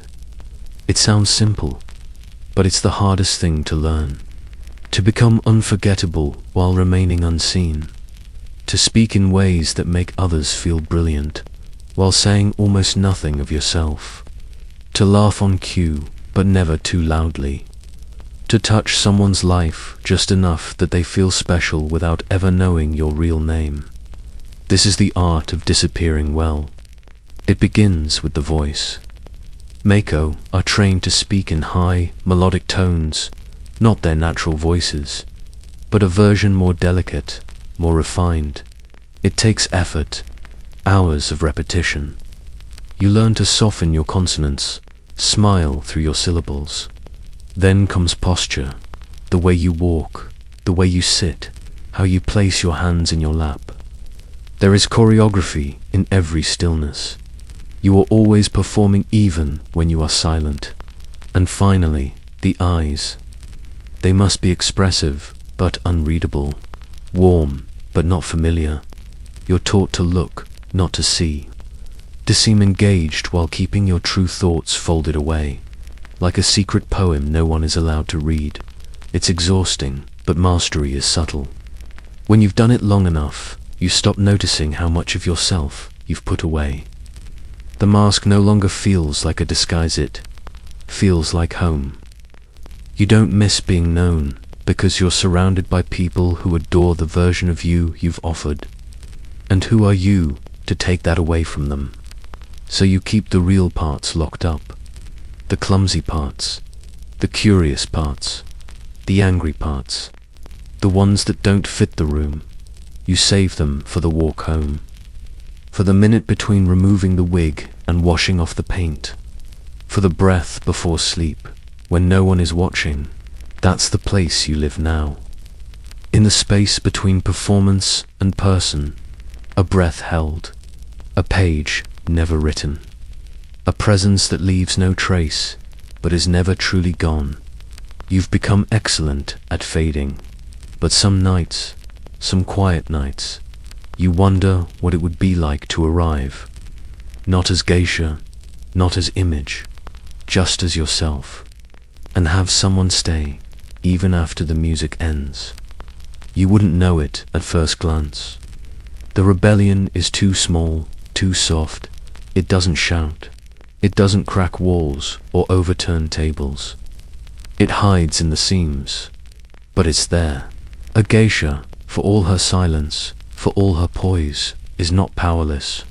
Her resistance is quieter than most people have the patience to see. It lives in the choices no one notices, like the color of her underkimono, traditionally white, clean, obedient, but maybe today, just today's, the faintest blush of lavender, just enough to suggest that there's something beneath the rules, something tender, something chosen, or the way she ties her obi, a few millimeters higher than expected, a little looser, a tiny defiance in a world measured by centimeters and protocol. Only another geisha might notice, and she would never say a word. The rebellion lives in the dance, too, in a flick of the fan that holds just a breath too long on the note of longing, in a glance that lingers past what's polite, in a song that she chooses not because it's expected, but because it aches in the same way she does, and in the stitching. Some geisha learn to sew, not professionally, just enough to mend, but in those private moments, needle in hand, they sometimes add things no one will see. A hidden thread of gold in the lining, a tiny embroidered plum blossom tucked beneath the sleeve, a secret stitched not for display but survival, because even beauty must contain something real, something unspoken, something hers. She cannot change the rules, she cannot break the form, but she can claim this tiny space, this stitch, this shadow, this silence, and say, I was here. Not just the geisha, not just the mask, but the woman, the one with thoughts too loud to share, with memories that don't match the narrative, with desires that aren't written into the script, the one who knows she's being watched, and decides, just for a moment, to look back. Not provocatively, not confrontationally, just clearly, just as herself. And for that second, everything shifts, because even the floating world can be moved by something as small as thread. She keeps a box under her futon. It's not locked, just wrapped in fabric, tied with quiet care.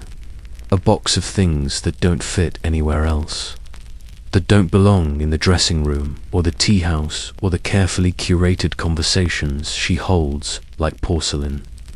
Inside, there are letters, dozens, all in her handwriting, none with stamps, none with addresses.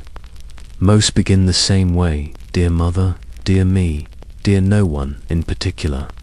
Some are scribbled on torn envelopes, others on fine washy paper, folded too many times.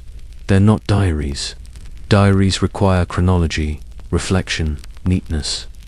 These are fragments, confessions written in the space between performance and collapse, thoughts too dangerous to speak aloud, too fragile to ignore. One letter reads, "Today I danced with a smile so perfect I frightened myself." Another, "A man told me I was the most graceful woman he'd ever seen. I wanted to ask him if grace ever felt like grief to him, too." And another, written on the back of a napkin, "I think I've forgotten how to be touched. Not the kind with hands, the kind with care." She doesn't reread them. Not often, that's not the point. The writing is the keeping. The box is the permission. The act of placing her truths somewhere safe, even if no one ever sees them, even if no one is meant to. Because when your life is devoted to holding space for others, to performing grace, embodying restraint, creating comfort at the cost of your own, there must be a place where you can be messy, even if that place is only 6 inches wide and hidden beneath your bed. These letters aren't cries for help, they're echoes, proof that she exists outside the illusion, that somewhere beneath the paint and poise, there is a woman who thinks and aches and remembers, that her thoughts are real, even when her words are not. Sometimes, before a performance, she touches the box, not to open it, just to know it's there, that her life contains something unscripted, something unfinished, something hers, a truth folded into paper, a soul no one claps for, a silence that still dares to speak. She has left the room. The guests don't notice right away. Their laughter continues. The tea cools. Someone makes a joke about the elegance of the old ways, and another nods, not understanding. They are still basking in the warmth of her presence, even though she's gone. That's the mark of a true geisha, not the performance itself, but the afterglow, the echo. She slips down the hallway with her usual grace, but there's no audience now, no eyes, just her breath, steady, and the faint touch of her kimono against the paper walls. She doesn't rush. Stillness is part of her. Even in solitude, she holds herself like the room is still watching. She's trained for this moment just as much as any dance. The departure, the exit that leaves something behind, a scent, a thought, a pang, not regret, not even longing, just the feeling of something you can't quite name. Missing, she returns to the dressing room. The paint is half gone already, blurred at the corners. Her lips are less perfect now, her eyes less defined. But somehow, she looks more real in this halfway state, caught between performance and person. She unties the obi slowly, unwraps herself from the silk, and as each layer falls away, she feels a weight shift, not entirely lifted, but redistributed, like grief that's finally been set down just for the night. She doesn't speak, no one does, but in the silence, there's peace. This is where the performance ends, not on stage, not with applause, but in the quiet of undressing, in the return to self. And yet, she will do it all again tomorrow, not out of obligation, not even out of duty, but because there is meaning here, in the care, in the ritual, in the unspoken power of making others feel something even if they never understand what it cost her. And when she steps out into the night, beneath a sky that still remembers the songs she sang, she doesn't look back. She doesn't have to. The echo will remain, not in photographs, not in memory, but in the softness she left behind.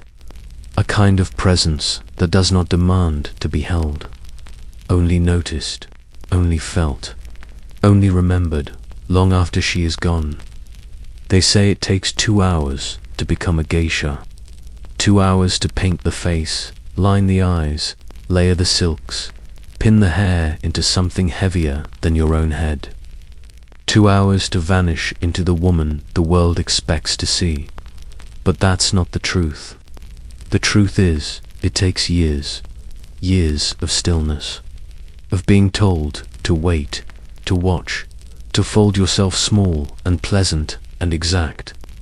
Years of repetition until the art becomes instinct, until you no longer need to think about how to sit, how to hold the fan, how to laugh just enough, not too much, never too much. And then one day, the mask isn't a mask anymore. It's just your face. You smile when you don't mean to. You listen more than you speak. You hide your exhaustion in charm.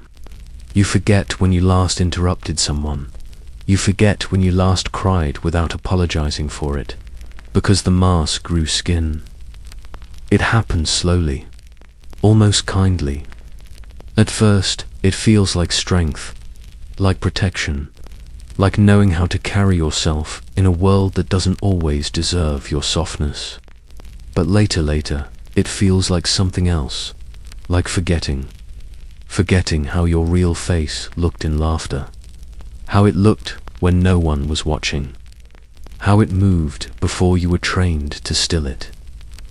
You begin to wonder, if I never perform again, what remains? Will the muscles in my face remember how to be ungraceful? Will my voice return to the register it once knew? Will I still be beautiful if I am no longer polished? These are questions you don't ask aloud, because no one wants the answer. They want the smile, the spell, the promise that, even now, in this unraveling world, there is still a woman who can turn pain into elegance, who can enter a room and make it feel like something rare is happening, and so you give it to them, not because you owe it, but because somewhere beneath the layers, you still believe in the magic, not the illusion, the offering, that maybe, just maybe, your grace is not a mask at all. Maybe it's a memory of something true. Maybe it's what you were before the world asked you to become quiet.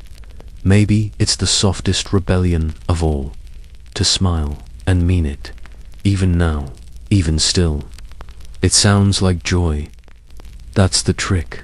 A geisha's laughs, soft, controlled, perfectly pitched, is designed to echo like delight. It rises like bubbles in warm psyche, a sound that flatters the speaker, smooths the moment, fills the silences others are too uncomfortable to let stand. But inside that laugh is something else, not sorrow, exactly, but the awareness of it, a knowing, because she's laughed at things that weren't funny, stories that made her skin tighten, compliments that felt like cages. She's laughed to protect herself, to protect the girl next to her, to preserve the atmosphere, the illusion, the fragile balance that keeps the night from cracking open. And over time, the laugh becomes second nature, a reflex, like breathing. You do it even when you're alone, even when there's no one left to charm. You catch your reflection in the mirror and smile, because you feel beautiful, but because your body remembers how to pretend. And isn't that what the floating world was always built on? Pretending. Pretending the men are clever. Pretending the kimono doesn't hurt. Pretending you're lucky to be so admired by people who never ask who you are without the paint. But within that laughter, that smile, that quiet performance, there's something powerful too. Because it's not submission, it's alchemy. She takes what could break her hand, reshapes it into something graceful. She makes fear charming. She makes exhaustion elegant. She makes survival look like serenity. And the world believes her. That is her revenge, if she ever wanted one. That is her poem, written in gestures, in glances, in posture, because she knows something they don't. She knows that grace is not the absence of suffering, it's the ability to carry it without spilling.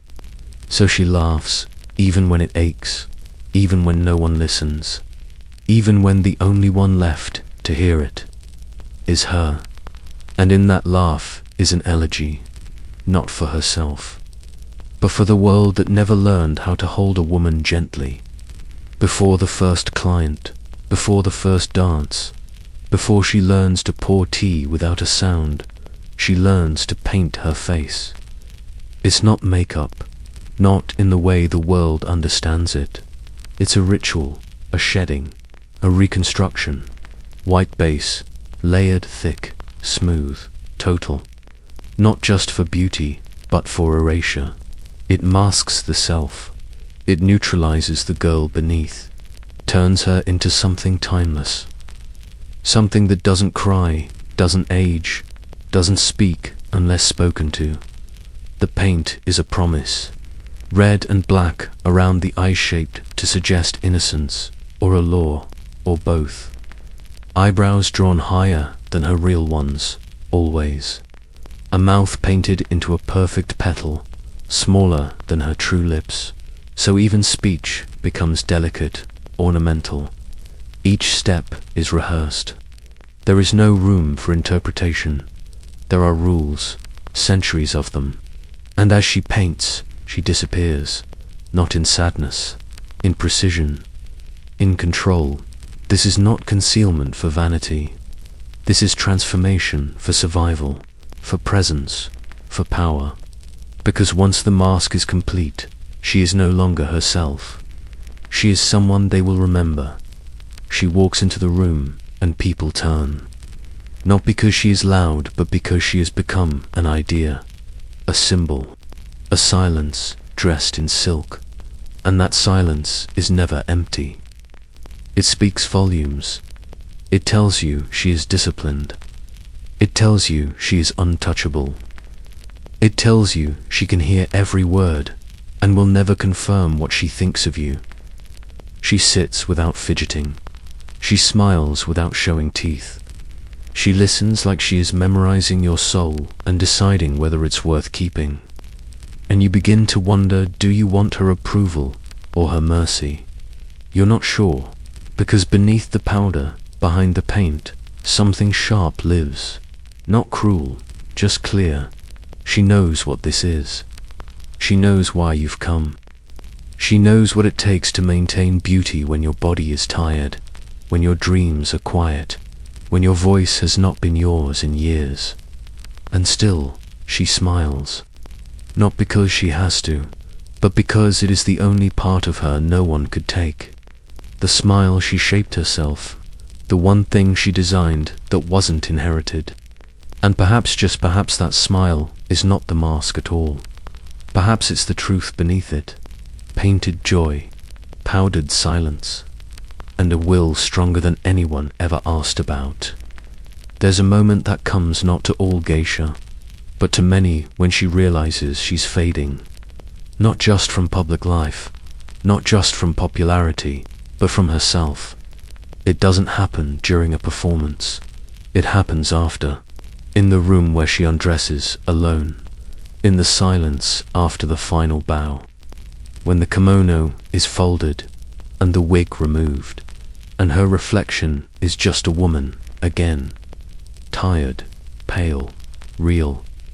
She looks at her face in the mirror and sees, not a stranger exactly, something more painful, a familiar she no longer recognizes, not because she's changed, but because she's been looked at for so long. She no longer knows what it means to see without judging, to see without arranging, to see without performing. She has become excellent at being looked at, at becoming a moment, a photograph, a compliment, a projection of someone else's longing. She has sculpted herself into an image so refined, even she has come to believe in it. But images are not people, and slowly the dissonance grows. The body she once lived in starts to feel like a prop. The gestures she mastered begin to echo. The smile, that perfect, precious spells, starts to feel heavier. Not broken, just brittle, like porcelain. Beautiful, but easily shattered. She walks the city and sees younger women learning what she once knew. She watches them laugh too brightly, bow too eagerly, cling to every word of the older geisha who guide them. She remembers what it felt like to want that approval, and she wants to tell them something. Anything, but what would she say? It gets easier. That would be a lie. You'll find yourself in the work. Sometimes, sometimes not. They'll remember you, not in the way you want. So she says nothing. She smiles, because the role doesn't end when the guests leave. The grace must be carried to the door, to the train, to the end of the street. Even ghosts must bow. And maybe that's what she's becoming. Not dead, not gone, just transparent. Still present, but unheld. Still lovely, but unclaimed. Still performing, but for no one in particular. The spell holds, even now. Even when the magic no longer belongs to anyone. Even when it's only memory and motion and the faint trace of perfume in an empty room. She's known since girlhood that being watched is its own kind of danger. But she also learned, somewhere between lessons and lived moments, that it could be turned into power. Not by force, by finesse. She never asked to be seen, but once they looked, she learned how to hold their gaze. Not like a challenge, not like a plea, like a question they were never meant to answer. That's the art.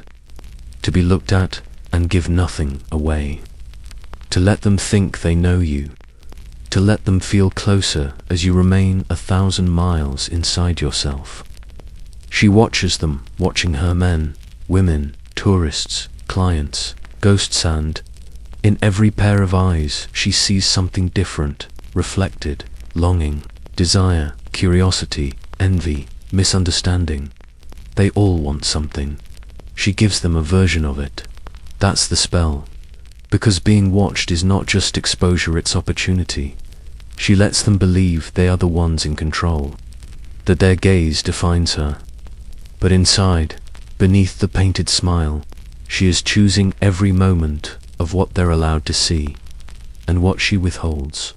That is hers, that is sacred, that is survival. No one teaches this part. It's not in the manuals.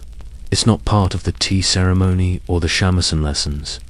It's something learned through time, through missteps, through the slow, painful realization that admiration is not the same as safety, that attention does not mean affection, that being watched is not the same as being seen.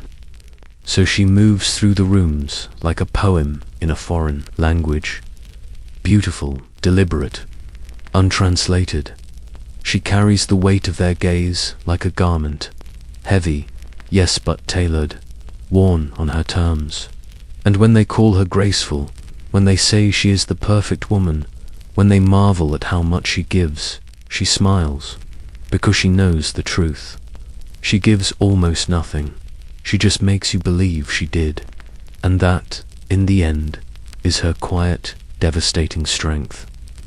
No one ever asks if she's tired. Not really. They ask about the training, the tea, the tradition. They ask what it's like to wear the kimono, to sleep with her hair upright, to paint her face so white that her own skin forgets the sun. But not if she's tired. Because to be tired would mean she is human. And to be human would mean the magic breaks. So she keeps that part to herself. It's not just physical, though her body feels it. The feet that have forgotten softness, the back that aches from poise, the neck that's held itself still for so long it no longer knows how to slouch.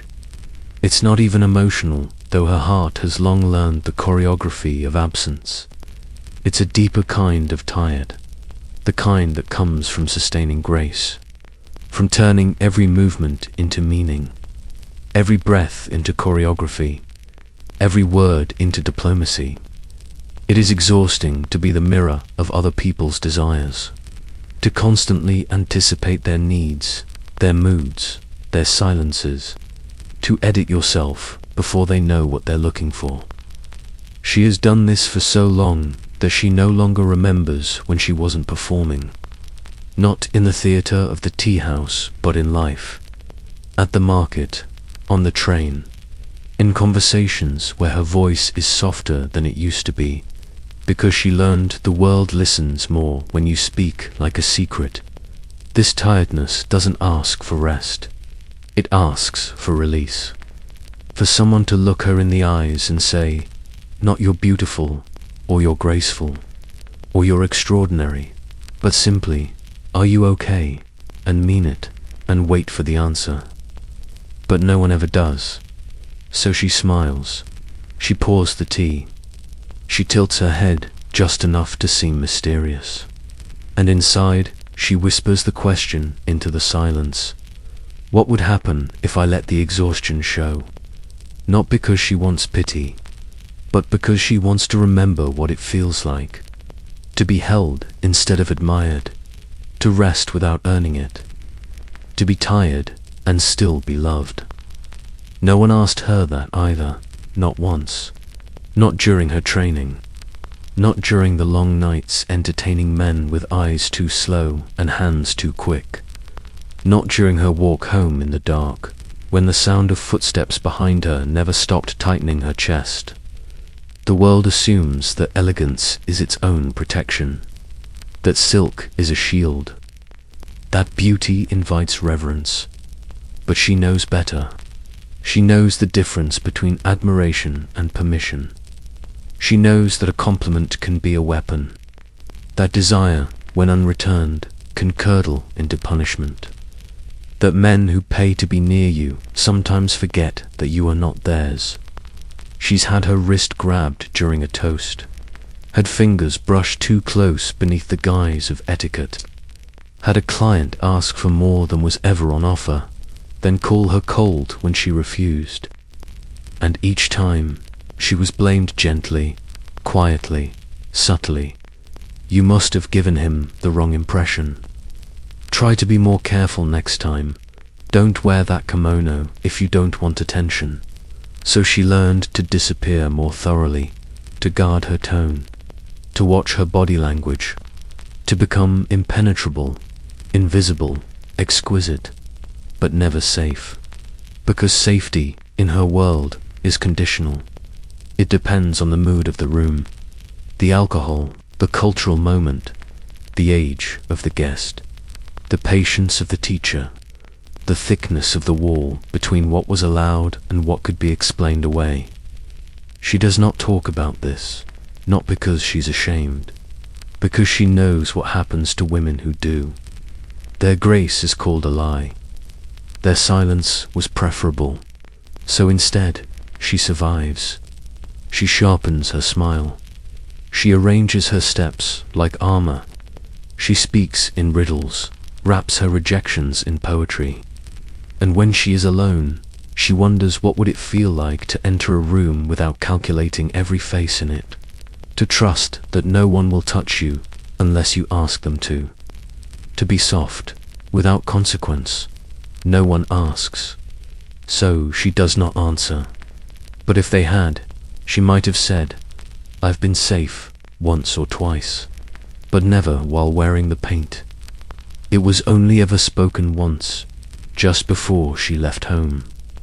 She was 14, maybe 15, the exact year slips away like most things from that time, and her mother said it softly, one last time, as she handed over the bundle of clothes and whispered goodbye like it was an apology.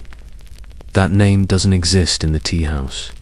It was replaced the day she entered the haute, chosen for beauty, for flow, for marketability, a name that danced easily off the tongues of guests, a name stitched into silk and printed on calligraphy cards, a name that carried grace and suggestion and centuries of other women who had worn it before her, but not her, not really. At first she missed it, the sound of it, the way it felt casual, familiar, hers. She would hear it in dreams, sometimes called from across a courtyard, or whispered by someone who no longer had a face, and each time she woke, it slipped further away. Now, when she tries to remember it, she hears only the name she was given, the name she earned, the name the world fell in love with, and yet, there are days when she wonders who that girl might have been if no one had renamed her. Would she have spoken differently? Would she have laughed at her own jokes? Would she have stayed up late just to feel the night, not because her shift demanded it? Would she have kept that nickname her brother used, the one she hated at the time but now longs to hear just once more? No one ever asks if she misses her name. They assume she left it behind like an old shoe, that she outgrew it, that the new name is more beautiful, more poetic, more fitting for a woman who's become art.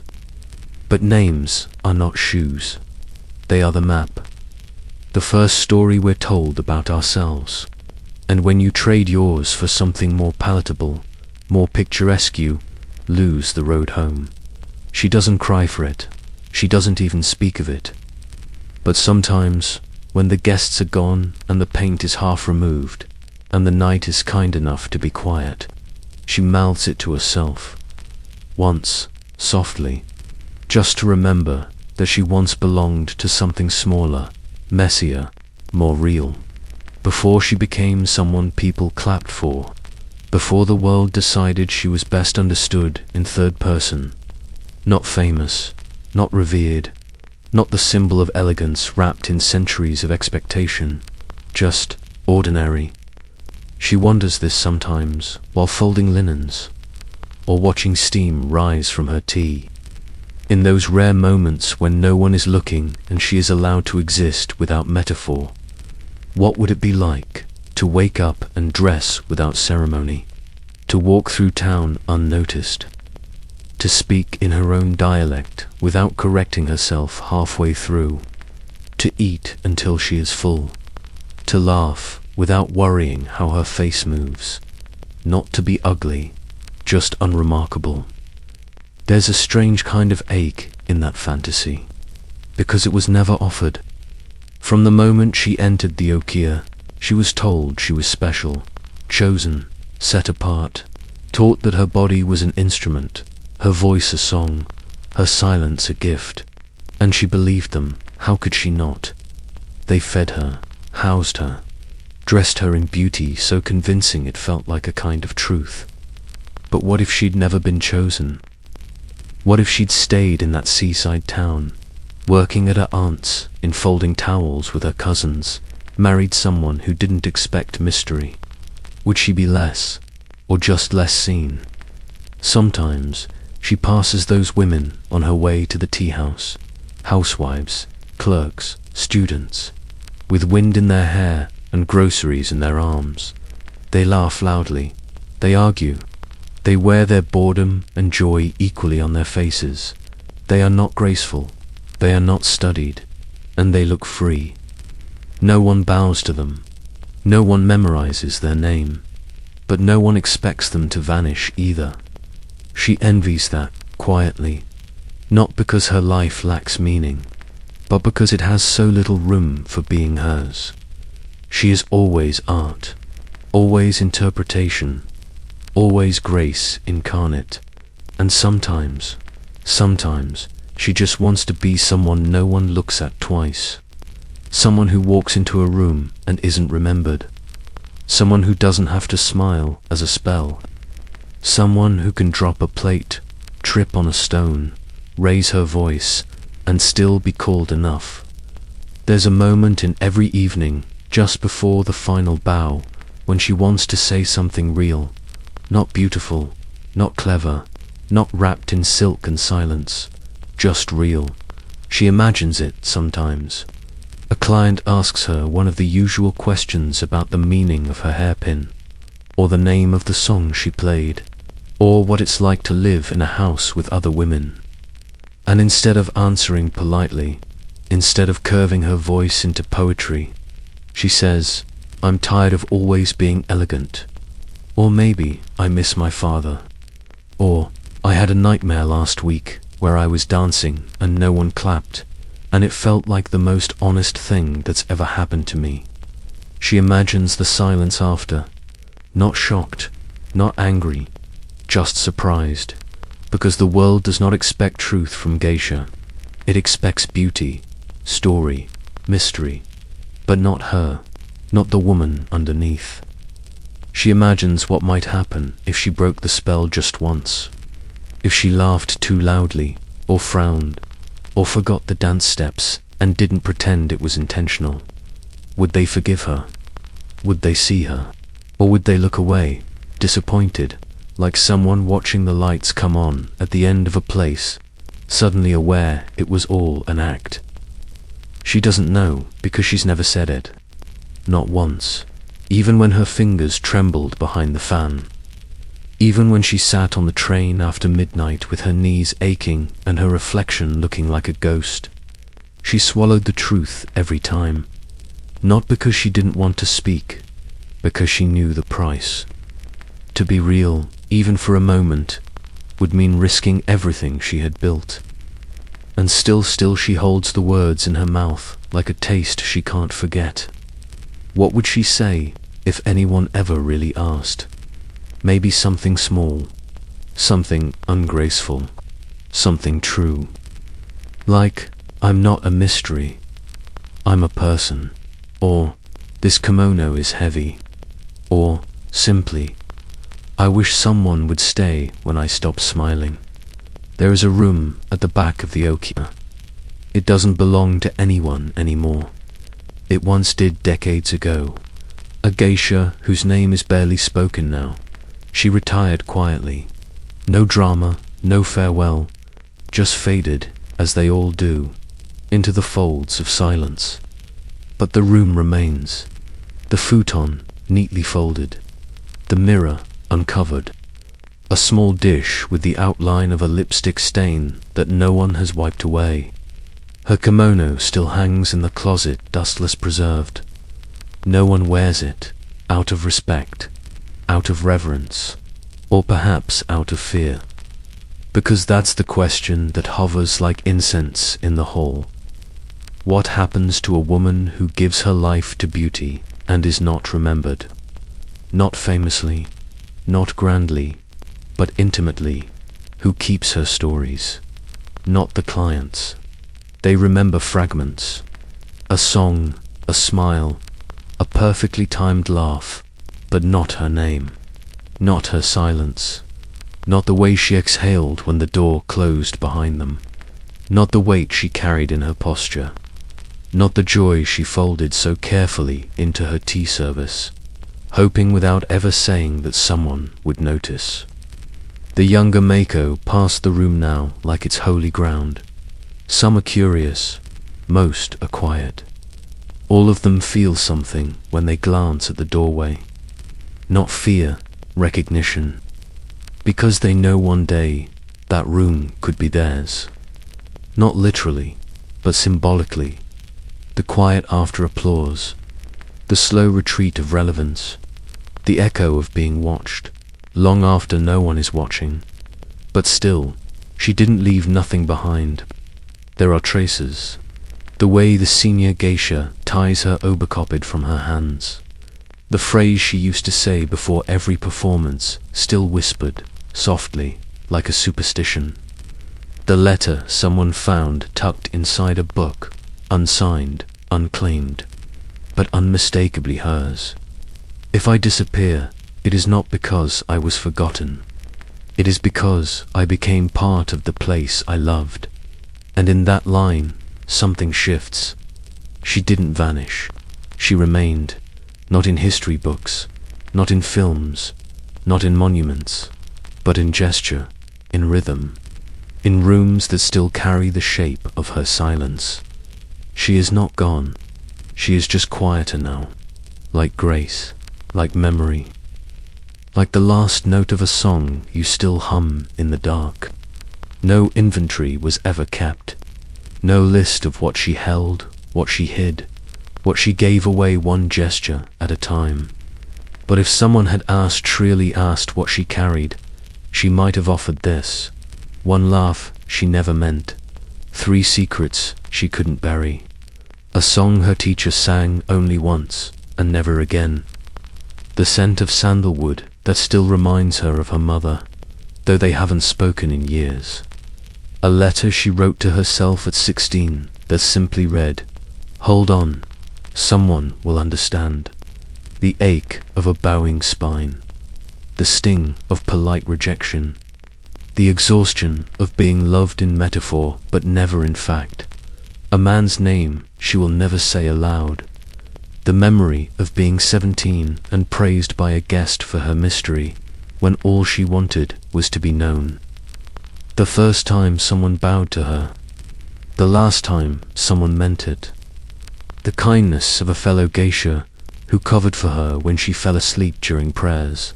who later said nothing, who simply smiled and brought her tea, the weight of silence in a room where everyone expects her to make them feel alive, the sound of her own voice on a night she spoke without performance, the quiet that followed. No one asks what a geisha carries, because to ask is to break the spell that says she is beauty unburdened, that her grace is effortless, that her joy is native, not earned. But grace has a cost, and it is paid daily, in pieces, in the soft betrayal of a smile that no longer reaches the eyes, in the stillness she maintains while grief sits just behind her ribs, thudding softly like a drum no one hears. She carries all this and more, not because she has no choice, but because someone must. Because if she doesn't hold the weight of this world, its fantasy, its silence, its fragile belief that beauty still exists somewhere undisturbed, then who will? So she carries it elegantly, alone. And when the night ends, and she bows low beneath the lanterns, she does not drop a single thing. She never planned to become a legend. Legends are for warriors, queens, ghosts. She was just a girl who learned how to pour tea without sound, how to hold her face like a promise, how to move through a room without leaving dust in her wake. But legends don't ask to be remembered. They simply linger. And in the twilight of her years, she begins to feel the slow disintegration of her name into story. The way younger geishas speak about her, not with awe, but with distance, like she is already gone, like she belongs to a time they read about, not one they live in. And perhaps they're right. She does feel out of step. The world outside no longer wants mystery, it wants speed, accessibility, influence. It does not know what to do with a woman who sits for hours learning the proper way to serve silence. It does not know how to value what cannot be marketed. And so her life, the one built on nuance, on poise, on restrained fire, begins to fade. Not dramatically, elegantly, no scandal, no bitterness, just a quiet withdrawal. Fewer invitations, shorter evenings, rooms that echo a little more than they used to, and she lets it happen, because she understands something the world forgets. Even legends are allowed to rest. She no longer needs to be remembered to be real. The beauty she carried has already scattered, like petals, into the lives of others, in how they walk, in how they bow, in the softness they offer strangers. That is legacy, not applause, not nameplates, but influence too quiet to trace. Still, there are moments early mornings, mostly when she watches the sun touch the paper screens and wonders if the world will miss her. Not the idea of her, the woman who learned how to remain whole in a world that preferred her in parts.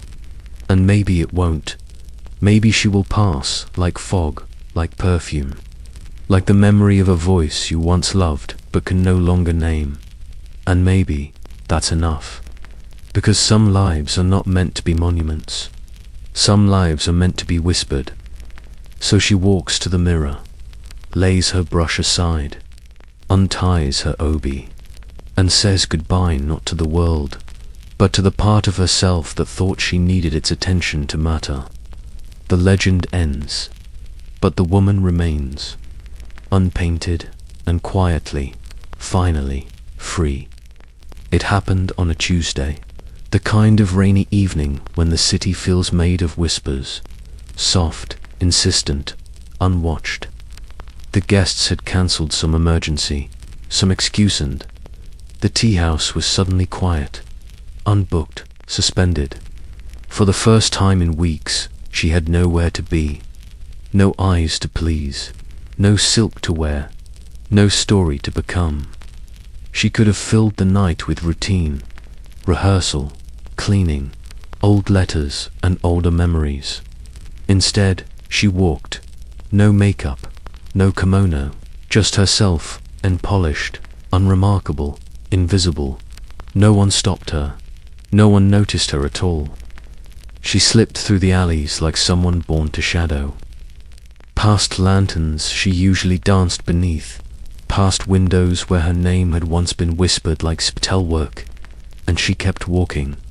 To the river, the one she used to sit beside as a girl, before she was renamed, before she belonged to the Okia, before she knew how to carry silence like a jewel.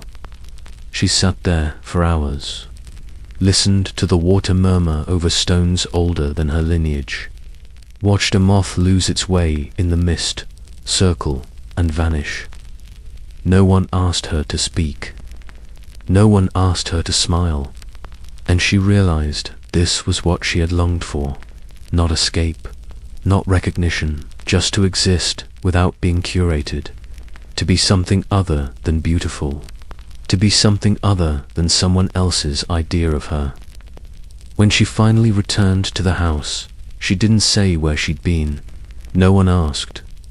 They assumed she had been rehearsing, preparing, perfecting, and she let them, because the world needs its illusions. But she knew the truth. There had been a night where she belonged only to herself. No paint, no poise, no applause. Just the sound of water, and the sky unsure if it was done crying. And for once, she did not perform, and the world did not end. When a geisha retires, there is no parade, no confetti, no stage lights dimming in grand farewell. It is quieter than that, more private, more like the last breath of a song no one knew was ending. Her final evening is simple. A few regular clients, respectful. A song she's played 100 times, each note stitched with memory. A cup of tea poured with hands that have never once trembled. A smile so steady, no one suspects it's the last. She does not announce it, she simply feels it. The way dancers know when the music has reached its last step. The way the tide knows when to turn. She lingers after they leave, folds the fan, straightens the cushions, runs her hand once, slowly, over the tatami, and then she stands. She does not look back. She walks the corridor barefoot, for once, feels the grain of the floor, hears only the sound of her own breath. No applause, no farewell toast, only the stillness earned from years of quiet mastery. In the dressing room, she removes the paint with care, wipes away the face they loved, leaves behind the one they never saw. There is no sadness in her eyes, only completion. She has been elegance, she has been mystery, she has been memory and metaphor and myth. But tonight, she is just her. No one else will wear that kimono. No one else will carry her name. She does not need to be replaced, because the point was never to last. The point was to mean something, and she did. More than they knew, more than she ever said. She bows, once, to the empty mirror, and then she leaves. No one sees it, no one records it, but it was the most honest bow of her life. Thank you for watching. I know it's late, and I'm grateful you spent part of your night here with this quiet story. If it brought you peace, or made you feel less alone, or just helped the hours pass a little softer, I'm glad. If you'd like more stories like this, you're warmly invited to subscribe. Only if you want to. No pressure, just stay as long as it feels right. And if you're still awake, I hope sleep finds you soon. If you've already drifted off, then maybe that's the best kind of ending. From my side of the night to yours, good night and thank you.